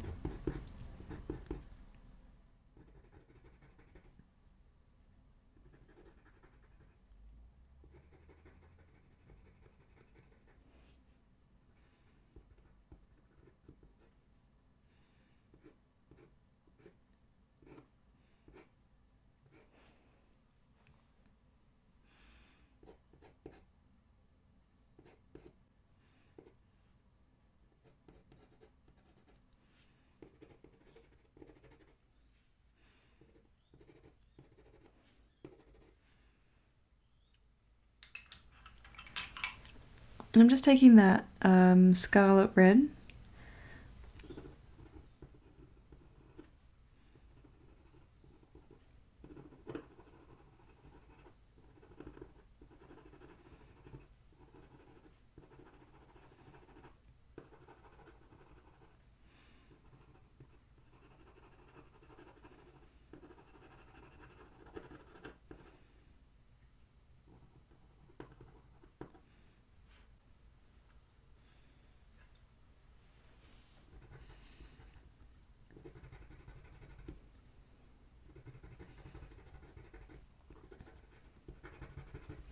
So again, yours might look different to mine, so only just fix the areas if you want to fix them. So all the things that I'm doing, yours is going to look completely different, which is absolutely fine. So just come through and make any adjustments that you want to make to yours. They don't have to be the same as mine.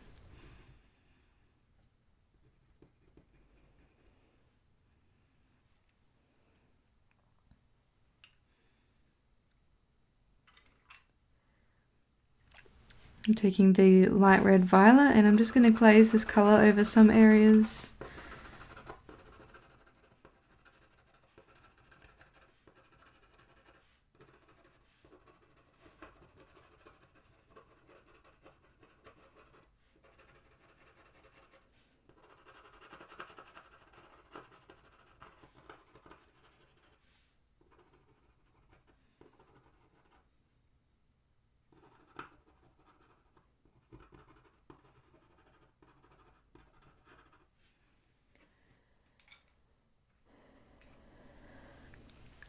I'm just taking the luminance black and just defining the eye area a little bit.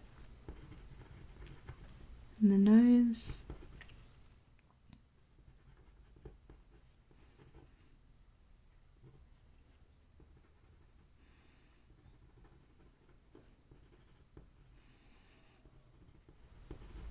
And then while I've got it in my hand, I'm just looking anywhere else that might have a bit more of a black.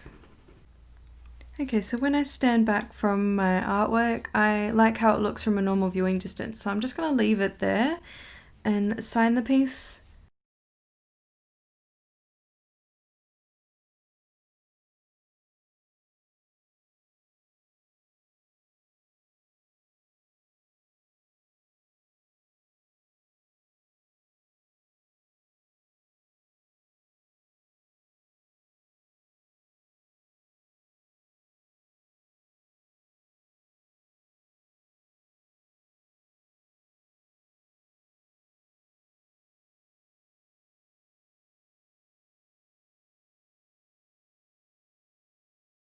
If you did have a go at this tutorial, I'd love to see your artwork. You can post it on the Discord chat. Thanks for watching and I'll see you in the next tutorial.